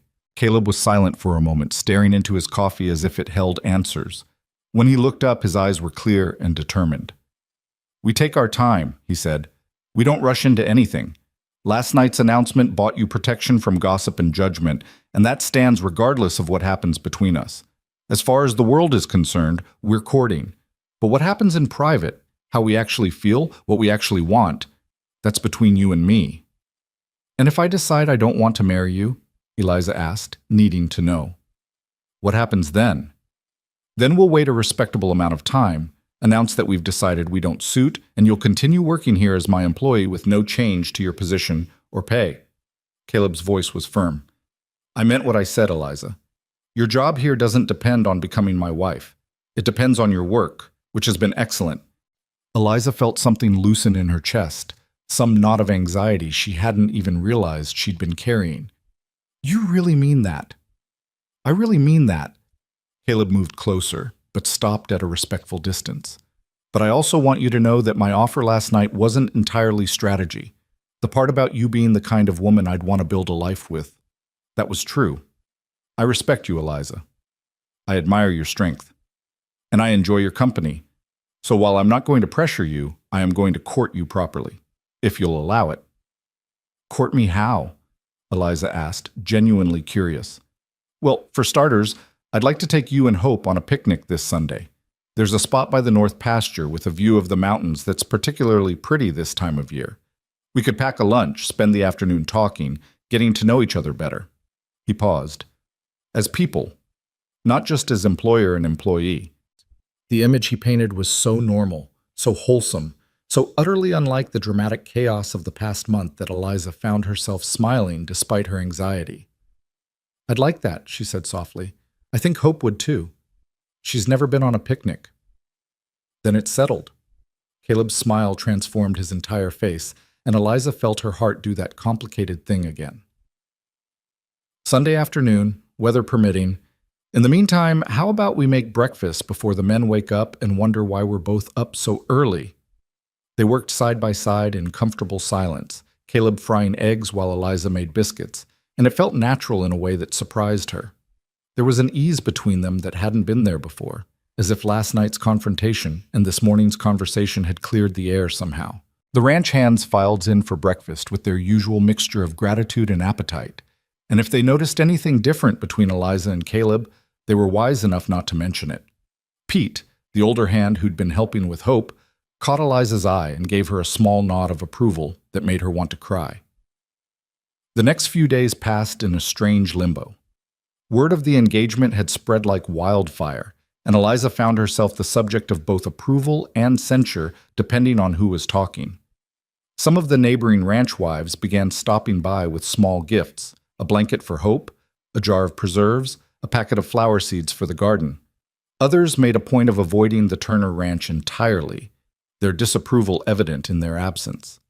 Mrs. Henderson, true to form, had apparently spent the days since the gathering telling anyone who would listen that Caleb Turner had been bewitched by a shameless woman who'd used a baby to trap him into marriage. The story had reached the ranch through one of the hands who'd been in town for supplies, and he'd repeated it to the others in hushed, scandalized tones. Caleb's response, when he heard about it, was to laugh. Let her talk, he said, helping Eliza hang laundry on the line behind the house. People who know me know better, and people who don't know me aren't worth worrying about. Doesn't it bother you, Eliza asked, pinning up one of his shirts, having your name attached to scandal? My name's been attached to worse. Caleb handed her another shirt. When my mother died and my father kept my sisters here instead of sending them to relatives back east, people said he was unfit, said he was ruining their prospects, said no decent man would marry girls raised on a ranch without a mother's influence. Turned out they were wrong. Both my sisters found good men who loved them exactly as they were. The gossips moved on to someone else, the way they always do. What if they're right this time? Eliza's voice was small. What if I am ruining your prospects? You could have any woman in the territory. I don't want any woman in the territory. Caleb's voice was gentle but firm. I want someone who understands what it means to choose principle over comfort, someone who knows the value of hard work, someone who makes this ranch feel like a home. He paused. Someone like you. Eliza looked at him over the laundry line, this man who'd appeared in her life like an answer to a prayer she hadn't known how to form, and felt something shift inside her chest. Not gratitude this time, or dependence, but something warmer and more dangerous. Caleb, she started, but he shook his head. Don't say anything yet. Wait until Sunday. Wait until we've had time to talk properly, away from the ranch and the work and all the eyes watching us. He smiled. Give yourself permission to figure out what you actually feel without rushing into anything. Sunday arrived with perfect weather, clear skies, warm sun, a gentle breeze that carried the scent of wildflowers and pine. Caleb packed a basket with cold chicken, fresh bread, cheese, and a jar of the peach preserves one of the neighbor women had brought by. Eliza dressed Hope in a fresh gown she'd sewn from fabric Pete had given her, and they set out on horseback for the north pasture, Eliza riding behind Caleb with Hope secure in a sling against her chest. The spot Caleb had mentioned was everything he'd promised, and more. A small meadow nestled against the foothills, surrounded by aspens that whispered in the breeze, with a view of the mountains that took Eliza's breath away. Caleb spread out a blanket while Eliza settled Hope on a soft patch of grass, and for a moment they just sat there, taking in the beauty of the landscape. My mother used to bring me here, Caleb said quietly. When I was upset or confused or just needed to think, she said the mountains put things in perspective, reminded you that your problems were small compared to the vastness of the world. She sounds like she was wise, Eliza said. She was. Caleb's voice was thick with old grief. Losing her nearly destroyed my father. He loved her so much that after she died, he could barely function for months. My sisters and I had to run the ranch ourselves, and we were just kids. He paused. I used to think that kind of love was dangerous, that giving someone that much power over your happiness was foolish. And now? Eliza asked softly. Now I think maybe it was worth it. For him, I mean. Those years he had with her, the family they built, the life they shared. He wouldn't trade that for anything, even knowing how it would end. Caleb looked at her.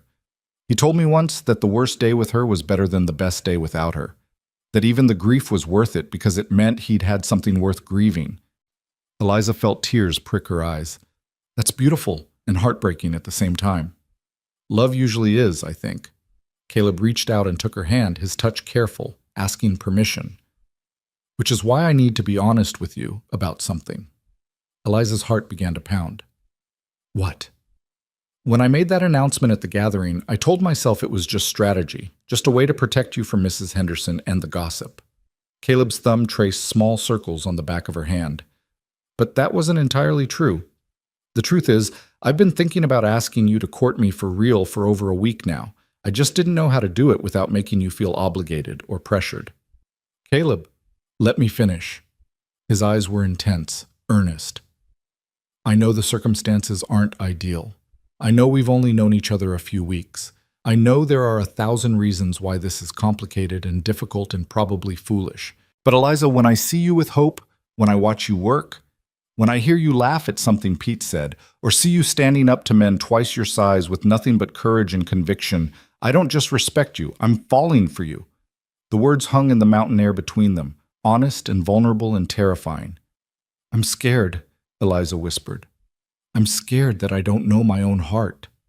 I'm scared that what I feel is just gratitude or relief or desperation. I'm scared of making a mistake that will hurt both of us. I'm scared too, Caleb admitted. I'm scared of taking advantage of your circumstances. I'm scared of rushing into something we'll both regret. I'm scared that you'll say yes because you feel like you have to, not because you want to. They sat in silence for a moment, hands still intertwined, both afraid and hopeful in equal measure. Then Hope made a sound, a coo of pure contentment, and they both looked down at her. The baby was lying on the blanket, her eyes tracking the movement of leaves overhead, completely at peace. She trusts you, Caleb said quietly. Completely and absolutely. She knows you'll keep her safe. I promised her I would, Eliza replied. The day we left Silverbrook, I promised her we'd survive. And you have. You've done more than survive. You've built a life for her, given her safety and security and love. Caleb squeezed her hand. That's what I want to offer you, Eliza. Not rescue, not charity, but partnership. A chance to build something together. You and me and Hope, making a family out of choice instead of obligation. Eliza looked at him, really looked at him, trying to see past her own fears and uncertainties. She saw a man who'd shown her nothing but kindness and respect. A man who'd defended her when he didn't have to, who'd given her work instead of pity, who'd stood up to an entire gathering of people rather than let her be humiliated. But more than that, she saw a man who was being honest about his own vulnerabilities, his own fears, his own uncertainty. He wasn't pretending to have all the answers or trying to sweep her off her feet with grand gestures. He was simply offering himself, flawed and uncertain and human, and asking if she might consider building something real with him. I don't know if what I feel is love, Eliza said slowly. Not yet, but I know that when I see you, my heart feels lighter. I know that your kindness hasn't just been surface-level politeness, but something deeper and more genuine. I know that you've treated Hope like she matters, like she's worth protecting, even though she's not your responsibility. She is my responsibility, Caleb corrected gently. If we do this, if we make this real, she becomes my daughter in every way that matters. I want you to know that going in. This isn't just about you and me. It's about the three of us. A ready-made family. Eliza felt tears streaming down her face now, though she couldn't say exactly why. Relief, maybe, or hope, or the overwhelming realization that Caleb wasn't just offering her marriage. He was offering to choose Hope, to claim her, to give this cast-off baby a father and a name and a future. Why? She asked, her voice breaking. Why would you do that? Take on a stranger's child as your own? Because she's not a stranger's child anymore, Caleb said simply. She's yours. And if you're mine, then she's mine too. That's how family works. You choose each other, and then you fight like hell to protect that choice. The mountain stood silent witness as Eliza made her decision, not out of fear or gratitude or desperation, but out of a growing certainty that this man, this honest, kind, complicated man, was offering her something real, something worth the risk. I can't promise to love you yet, she said. I need time for that. Time to know my own heart, to understand what I feel without the desperation clouding everything. I'm not asking for promises, Caleb said. I'm asking for a chance. Then yes. Eliza's voice was steady now, clear and sure. Yes, I'll court you properly. I'll give us time to see if this could be real. And if it is, if we find that what we feel is genuine and lasting, then yes, I'll marry you. Caleb's smile was like sunrise, slow and warm and full of promise. That's all I'm asking for. Just a chance. He leaned forward, slow and careful, giving her time to pull away if she wanted. But Eliza didn't pull away. She met him halfway, and their first kiss was soft and sweet and tasted like hope. Hope herself chose that moment to start fussing, and they broke apart laughing, the spell broken but not destroyed. Eliza picked up the baby, settling her for nursing, and Caleb unpacked the picnic basket with the kind of domestic ease that made Eliza's heart ache. They spent the afternoon talking, really talking, sharing stories from their childhoods, their dreams for the future, their fears and hopes and secret wishes. Caleb told her about his sisters, about learning to run a ranch at 16, about the loneliness of the past few years. Eliza told him about her mother, about the suffocating propriety of her father's house, about the moment she'd chosen hope over everything she'd ever known. And slowly, gradually, Eliza felt something growing between them. Not the desperate gratitude of the drowning, but something more solid and real. Trust, understanding, the beginning of genuine affection. As the sun began to set and they packed up to ride back to the ranch, Caleb helped Eliza mount the horse, his hand steady on her waist. Before releasing her, he looked up and said, "Thank you for giving me a chance. I won't waste it." "Thank you for seeing me," Eliza replied. Really seeing me, not just my circumstances or my mistakes or my desperate need. Thank you for seeing the person I'm trying to be. The ride back was quiet, comfortable, with Hope dozing against Eliza's chest and Caleb's solid warmth at her back. When they reached the ranch, several of the hands were gathered near the barn, and Pete gave them a knowing smile that made Eliza blush. That night, alone in her room with Hope sleeping peacefully beside her, Eliza allowed herself to imagine a future she'd thought was lost forever. A future with a husband who respected her, a daughter who would grow up loved and chosen, a home built on partnership instead of obligation. It wasn't the future she'd planned.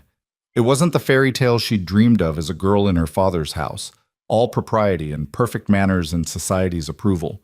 It was something better, something real. 3 days later, a visitor arrived at the Turner Ranch that shattered the peaceful progress of Eliza's new life. She was in the kitchen, kneading bread dough while Hope napped in her crate when she heard the sound of a wagon approaching. Through the window, she saw a vehicle she recognized instantly, her father's delivery wagon, the one with Samuel Monroe painted on the side. Her hand stilled in the dough, her heart beginning to pound. Pete appeared in the doorway. "Miss Eliza, you got a visitor. Says he's your father." Eliza wiped her hands on her apron with shaking fingers. "Where's Caleb?" "Out in the north pasture. Won't be back for hours." Pete's expression was concerned. "You want me to send the man away?" Everything in Eliza wanted to say yes, but she'd spent a month running from her past and she was tired of running. "No," she said, lifting her chin. "I'll see him." Samuel Monroe stood in the ranch yard, looking older and harder than Eliza remembered. His eyes scanned the property with the critical assessment of a man used to evaluating worth in dollars and cents, and when they landed on Eliza emerging from the house, they held no warmth. "Father," Eliza said, her voice surprisingly steady. "Eliza." Samuel's tone was formal, distant. "I've come to talk some sense into you. If you've come to take me back, the answer is no." "I'm not here to take you back." Samuel's lip curled. "I'm here to offer you a way to salvage what's left of your reputation. Mrs. Henderson told me about Turner's announcement, about this supposed engagement." "It's not supposed," Eliza said. "It's real." "Don't be naive." Samuel stepped closer, his voice dropping. "Men like Caleb Turner don't marry disgraced women out of love. He's using you, Eliza. Using you for labor, for convenience, probably for other things I won't mention in polite company. And when he's tired of you, he'll cast you aside just like I did." The words were designed to hurt, and they did. But Eliza had learned something in the past month about pain. It could break you, or it could make you stronger. "You're wrong about him," she said quietly. "Caleb is nothing like you." Samuel's face darkened. "I'm your father. I'm trying to protect you from making an even bigger mistake." "You're my father in name only," Eliza shot back, finding her courage. A real father wouldn't have thrown out his daughter for showing mercy. A real father would have helped me save that baby instead of demanding I let her die. A real father would choose love over pride. "That baby." "Her name is Hope," Eliza interrupted, "and she's mine now, my daughter, in every way that matters." "You can't just claim a child that isn't yours." "Why not?" Eliza's voice rose. "You disowned a child who was yours. If you can unmake family with a word, why can't I make it the same way?" Samuel Monroe stared at his daughter, and for the first time Eliza saw something flicker in his eyes that might have been doubt or regret, but it was gone before she could name it. "Come back to Silverbrook," he said, and his voice was almost pleading. "Without the baby. We can say you were ill, that you needed time to recover. We can rebuild your reputation, find you a proper husband." "No!" Eliza's voice was firm. "I'm not leaving Hope. I'm not leaving Caleb. And I'm not coming back to a town that values propriety over compassion." "Then you're a fool," Samuel spat. "And when Turner casts you aside, don't come crying to me." "I won't," Eliza said. "Because he won't. But even if he did, even if I ended up alone and penniless again, I'd still have my dignity. I'd still have the knowledge that I chose love over fear, mercy over judgment. Can you say the same?" The question hung between them like a challenge. Samuel Monroe opened his mouth, closed it, then turned and climbed back into his wagon without another word. Eliza watched him drive away, watched him disappear down the road toward Silverbrook, and felt the last chains of her old life finally break and fall away. She was free, truly free. When Caleb returned that evening and heard about the visit from Pete, he found Eliza in the garden, Hope on a blanket beside her while she pulled weeds with furious energy. "Pete told me your father was here," he said quietly. "He was." Eliza didn't stop working. "He offered to take me back if I abandoned Hope." And I told him no." Eliza finally looked up, and her eyes were fierce. "I chose Hope. I chose this life. I chose you." Caleb knelt beside her, taking her dirt-stained hands in his. "You're sure?" "I'm sure." Eliza's voice was steady, certain, free of doubt for the first time since this whole thing began. "Not because I'm dependent on you or grateful to you, but because I want this. I want us. I want to build a family with you, to see where this courtship leads, to take the chance you offered me." "Even knowing it won't be easy?" Caleb asked. "Even knowing some people will always judge you, will always whisper that you trapped me or that hope isn't legitimate?" "Even knowing all of that?" Eliza smiled, and it was real and radiant. "Because the opinion of people who value judgment over mercy doesn't matter to me anymore. What matters is building something real with someone who sees me, all of me, and chooses me anyway." Caleb pulled her into his arms, and Eliza let herself be held, let herself feel safe and chosen and valued in a way she'd never felt before.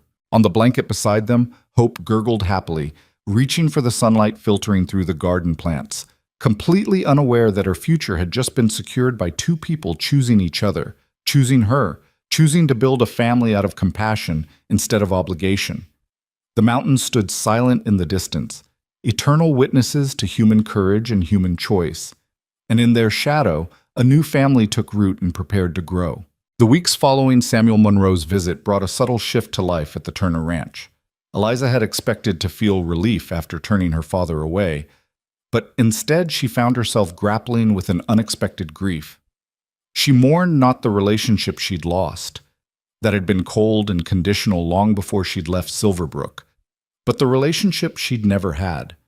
The father who might have chosen love over pride, compassion over reputation, his daughter over the opinions of strangers. Caleb noticed, of course. He'd become remarkably attuned to her moods in the months since their picnic, learning to read the subtle shifts in her expression, the small tells that revealed when she was troubled. "You're thinking about him again," he said one evening as they sat on the porch after dinner, Hope asleep in Eliza's arms. The ranch hands had retired to the bunkhouse, and the Montana sky was ablaze with sunset colors that seemed almost too vivid to be real. "Is it that obvious?" Eliza asked. "Only to someone who's paying attention."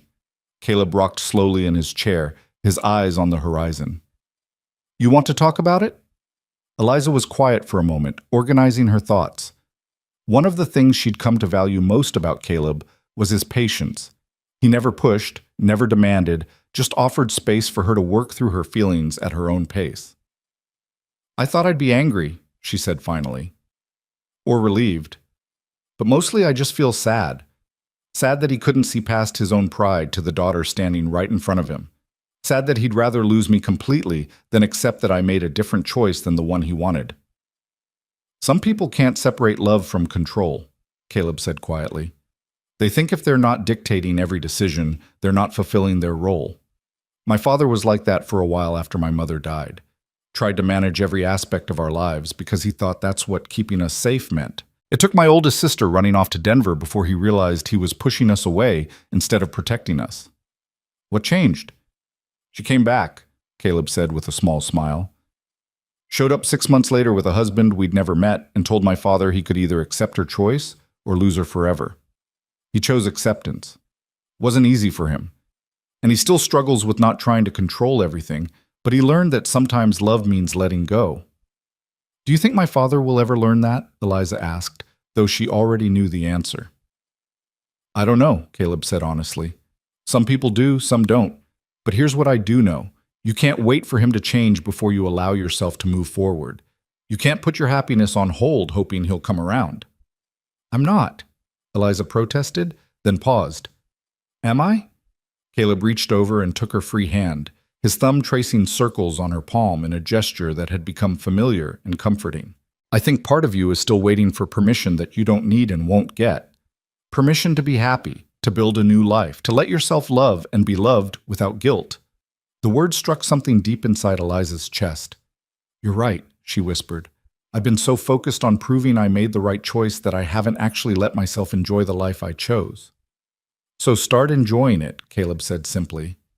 "Start believing that you deserve good things, not because you've suffered enough to earn them, but because you're a good person who made a brave choice and deserves happiness."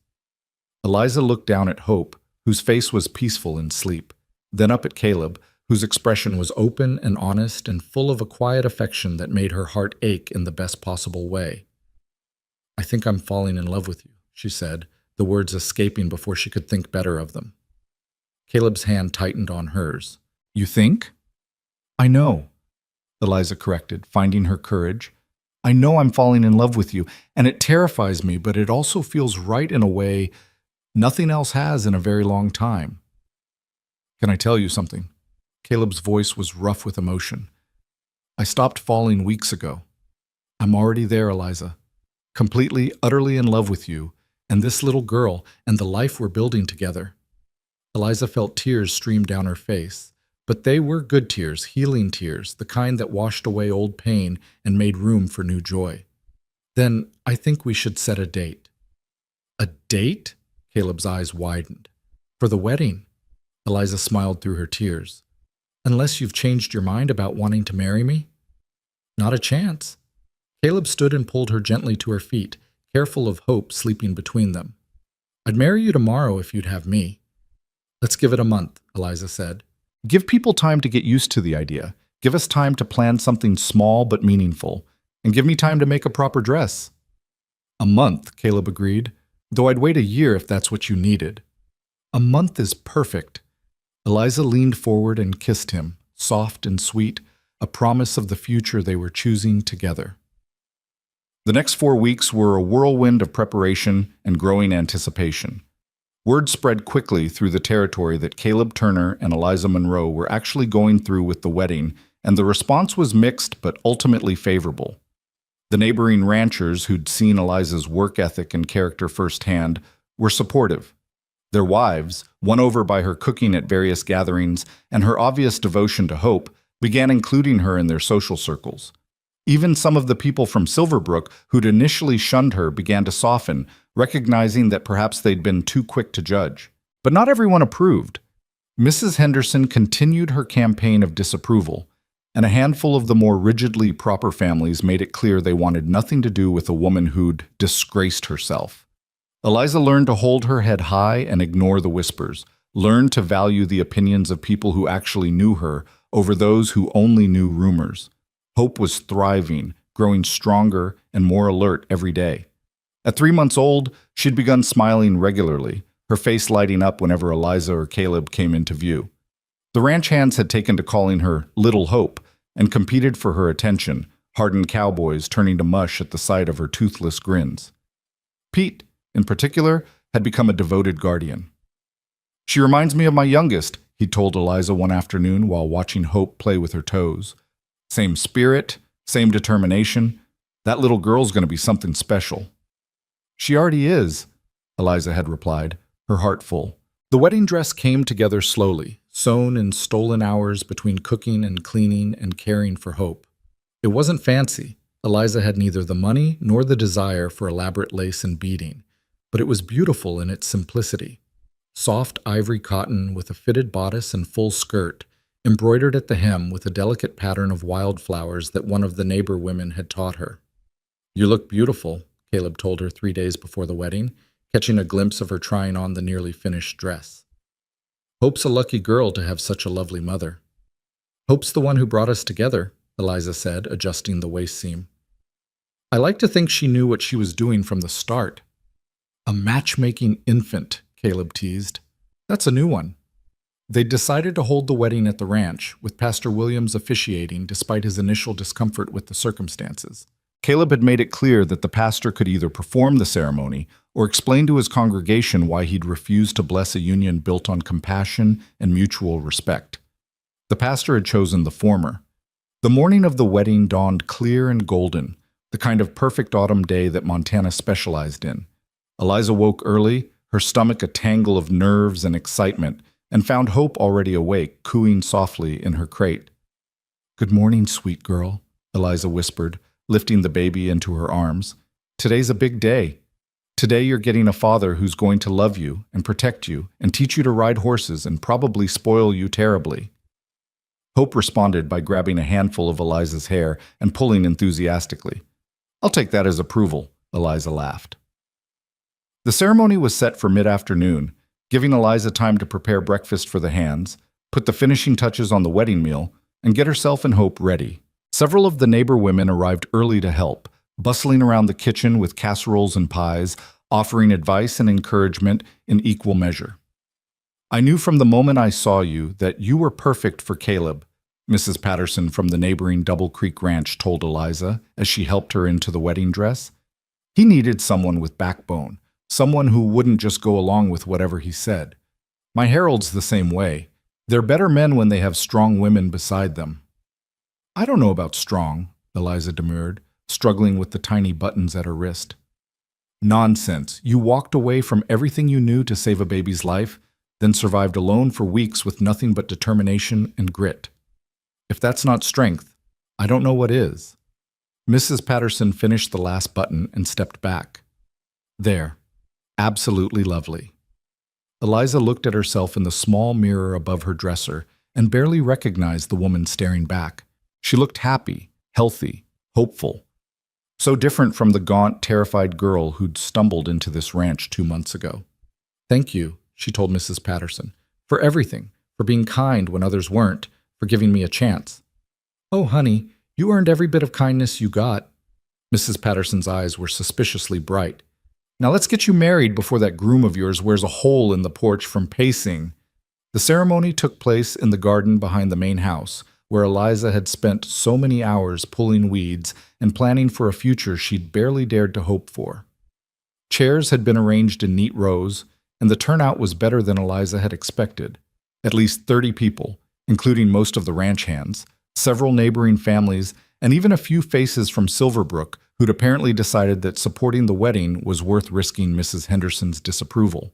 Caleb stood at the front with Pastor Williams, wearing his best suit and looking nervous and happy, and so handsome that Eliza's breath caught in her throat. When he saw her walking toward him, Hope in her arms because there was no one else she'd trust to hold the baby during the ceremony, his expression transformed into something that made Eliza's eyes fill with tears, pure, unguarded love. The ceremony itself was simple but meaningful. Pastor Williams spoke about the nature of family, about how it's built not just on blood but on choice and commitment and daily acts of love. He talked about the courage it takes to build something new from broken pieces, about the strength required to choose compassion over convenience. When it came time for the vows, Caleb took Eliza's free hand, the one not supporting Hope, and spoke clearly enough for everyone to hear.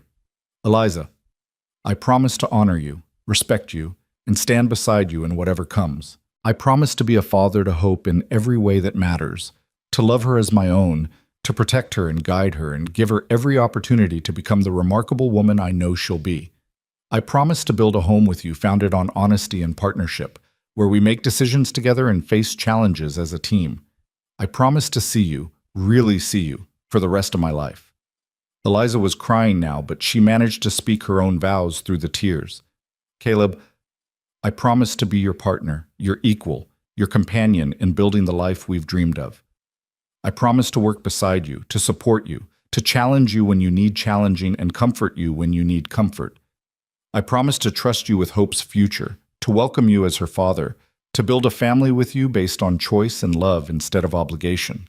I promise to let myself be happy, to stop waiting for permission I don't need, and to believe that we deserve the good things we're creating together." "By the power vested in me," Pastor Williams said, his voice warm with approval, "I now pronounce you husband and wife. Caleb, you may kiss your bride." The kiss was gentle and brief, appropriate for the audience watching, but it held the promise of deeper affection to come. When they broke apart, Hope, who'd been remarkably patient through the entire ceremony, let out a loud, delighted squeal that made everyone laugh. I think she approves, Caleb said, grinning. She better, Eliza replied. This was all her idea. The celebration that followed was joyous and sincere. The wedding meal was abundant, the conversation lively, and the atmosphere warm with genuine happiness for the new family. Pete made a toast that had everyone laughing and several people crying, thanking Eliza for bringing life back to the Turner Ranch and Caleb for having the sense to recognize a good thing when he saw it. As the sun began to set and the guests started to depart, each one stopped to offer congratulations and well wishes. Even some of the people who'd been skeptical at first seemed genuinely moved by what they'd witnessed. Not a marriage of convenience or desperation, but a real partnership built on mutual respect and growing love. The last guest to leave was the biggest surprise. Just as Eliza was clearing the final dishes, a wagon pulled up and James Monroe climbed down. Eliza froze, her heart in her throat. Her brother was 16 now, nearly a man, but his face still held the softness of youth. He looked nervous and determined in equal measure. "James," she breathed, "what are you doing here?" "I had to come," he said, his voice cracking slightly. "I had to see you to tell you." He stopped, swallowed hard, then continued. "Father was wrong. What he did to you was wrong, and I'm sorry I didn't stand up for you. Sorry I let him send you away without fighting for you." Eliza set down the dishes and walked toward her brother, tears streaming down her face. "You were just a boy.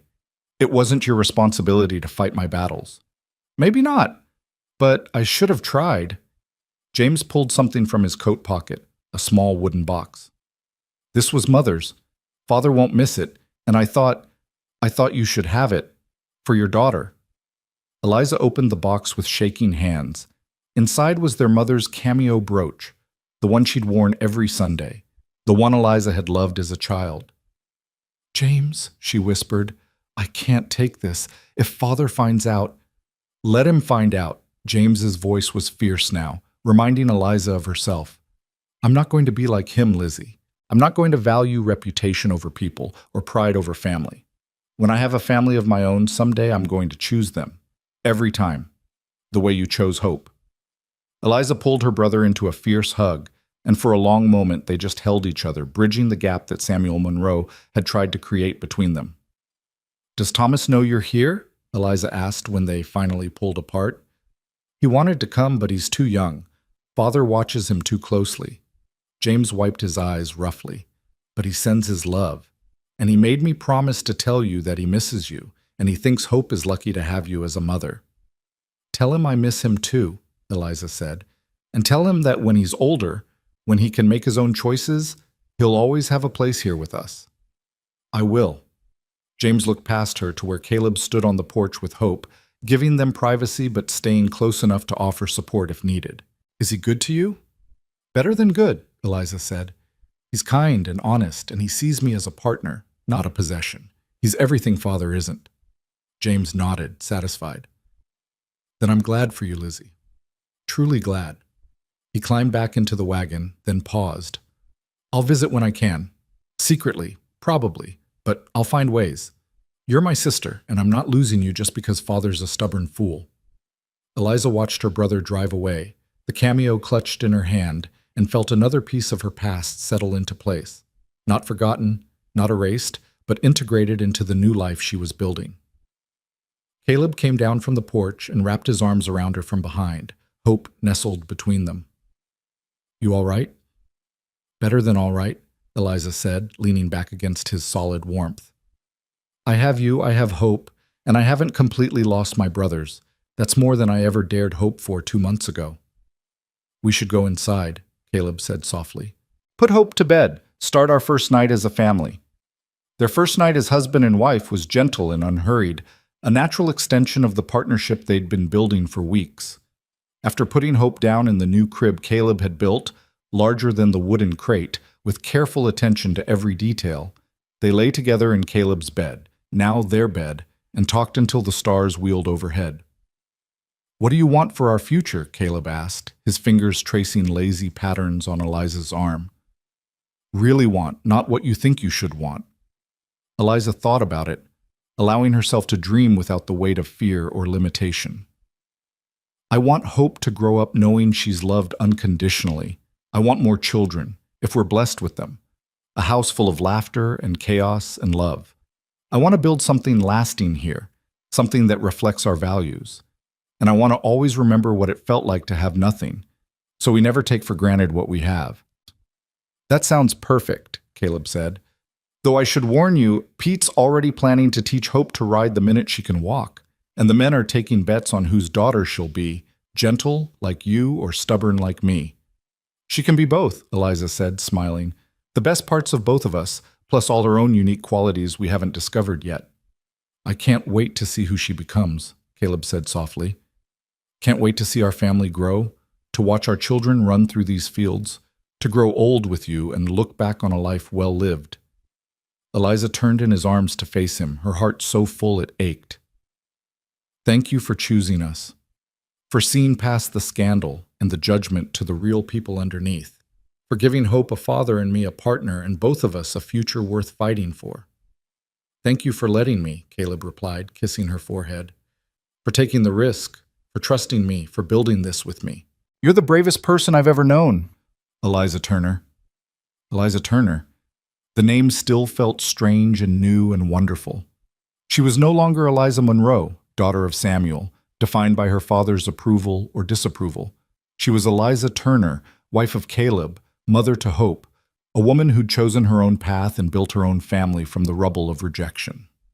The months and years that followed were full of the ordinary miracles that make up a life well lived.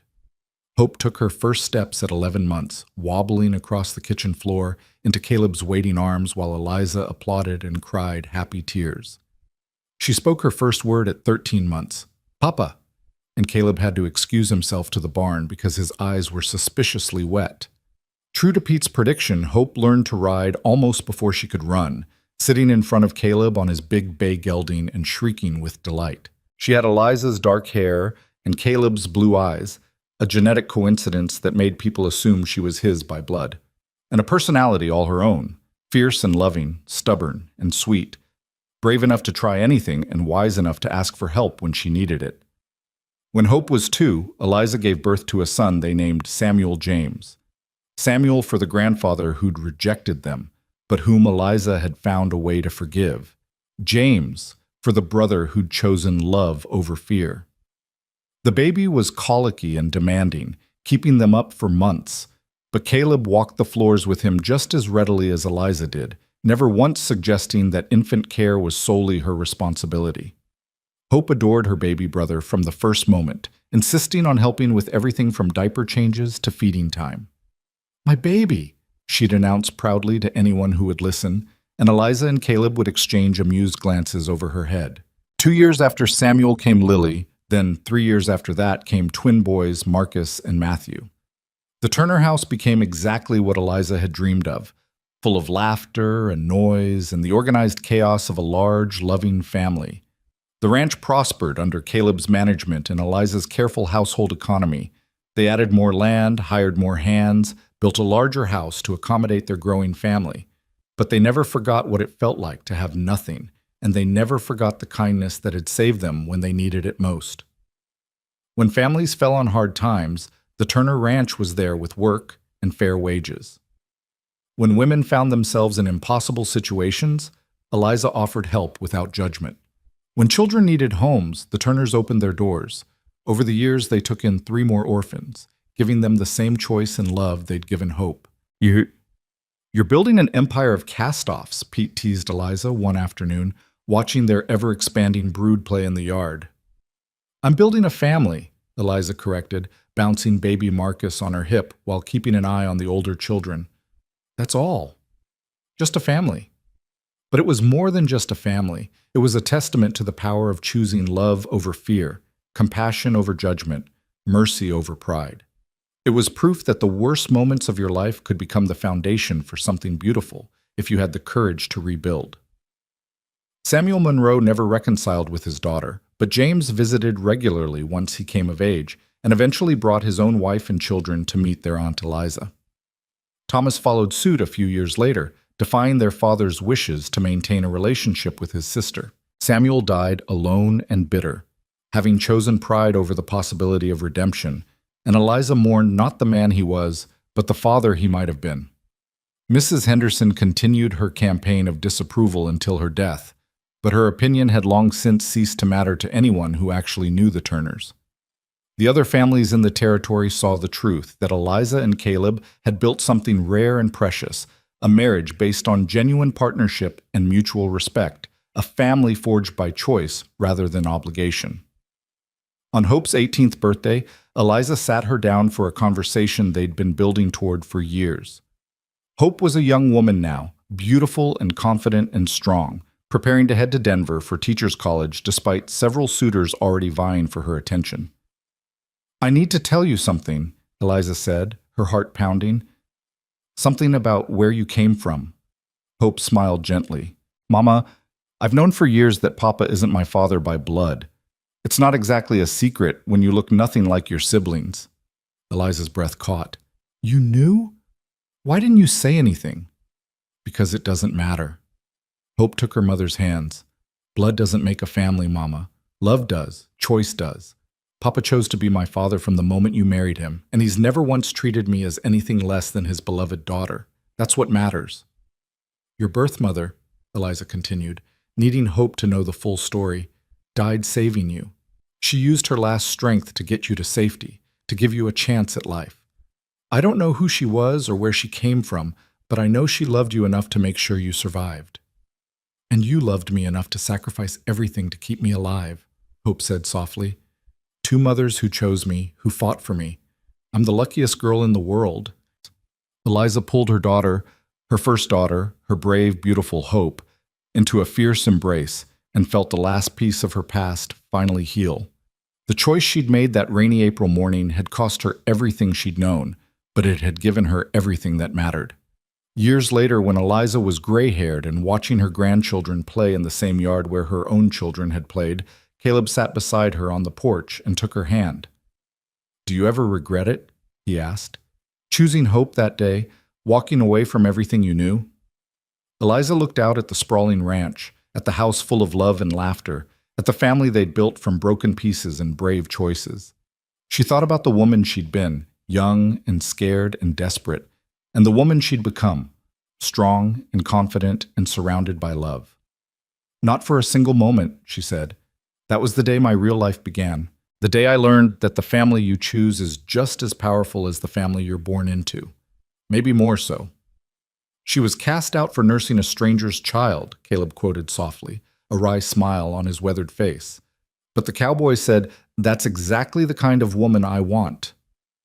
"Did the cowboy know what he was getting into?" Eliza teased. "Not even a little bit," Caleb admitted, pulling her close. "But he'd do it all again in a heartbeat." They sat together as the sun set over the Montana mountains, two people who'd found each other in the darkest moments of their lives and built something luminous from the ashes of rejection and judgment. Behind them, through the open windows of the house, they could hear their family, children and grandchildren, the chosen and the born, all woven together into a tapestry of love that would endure long after they were gone.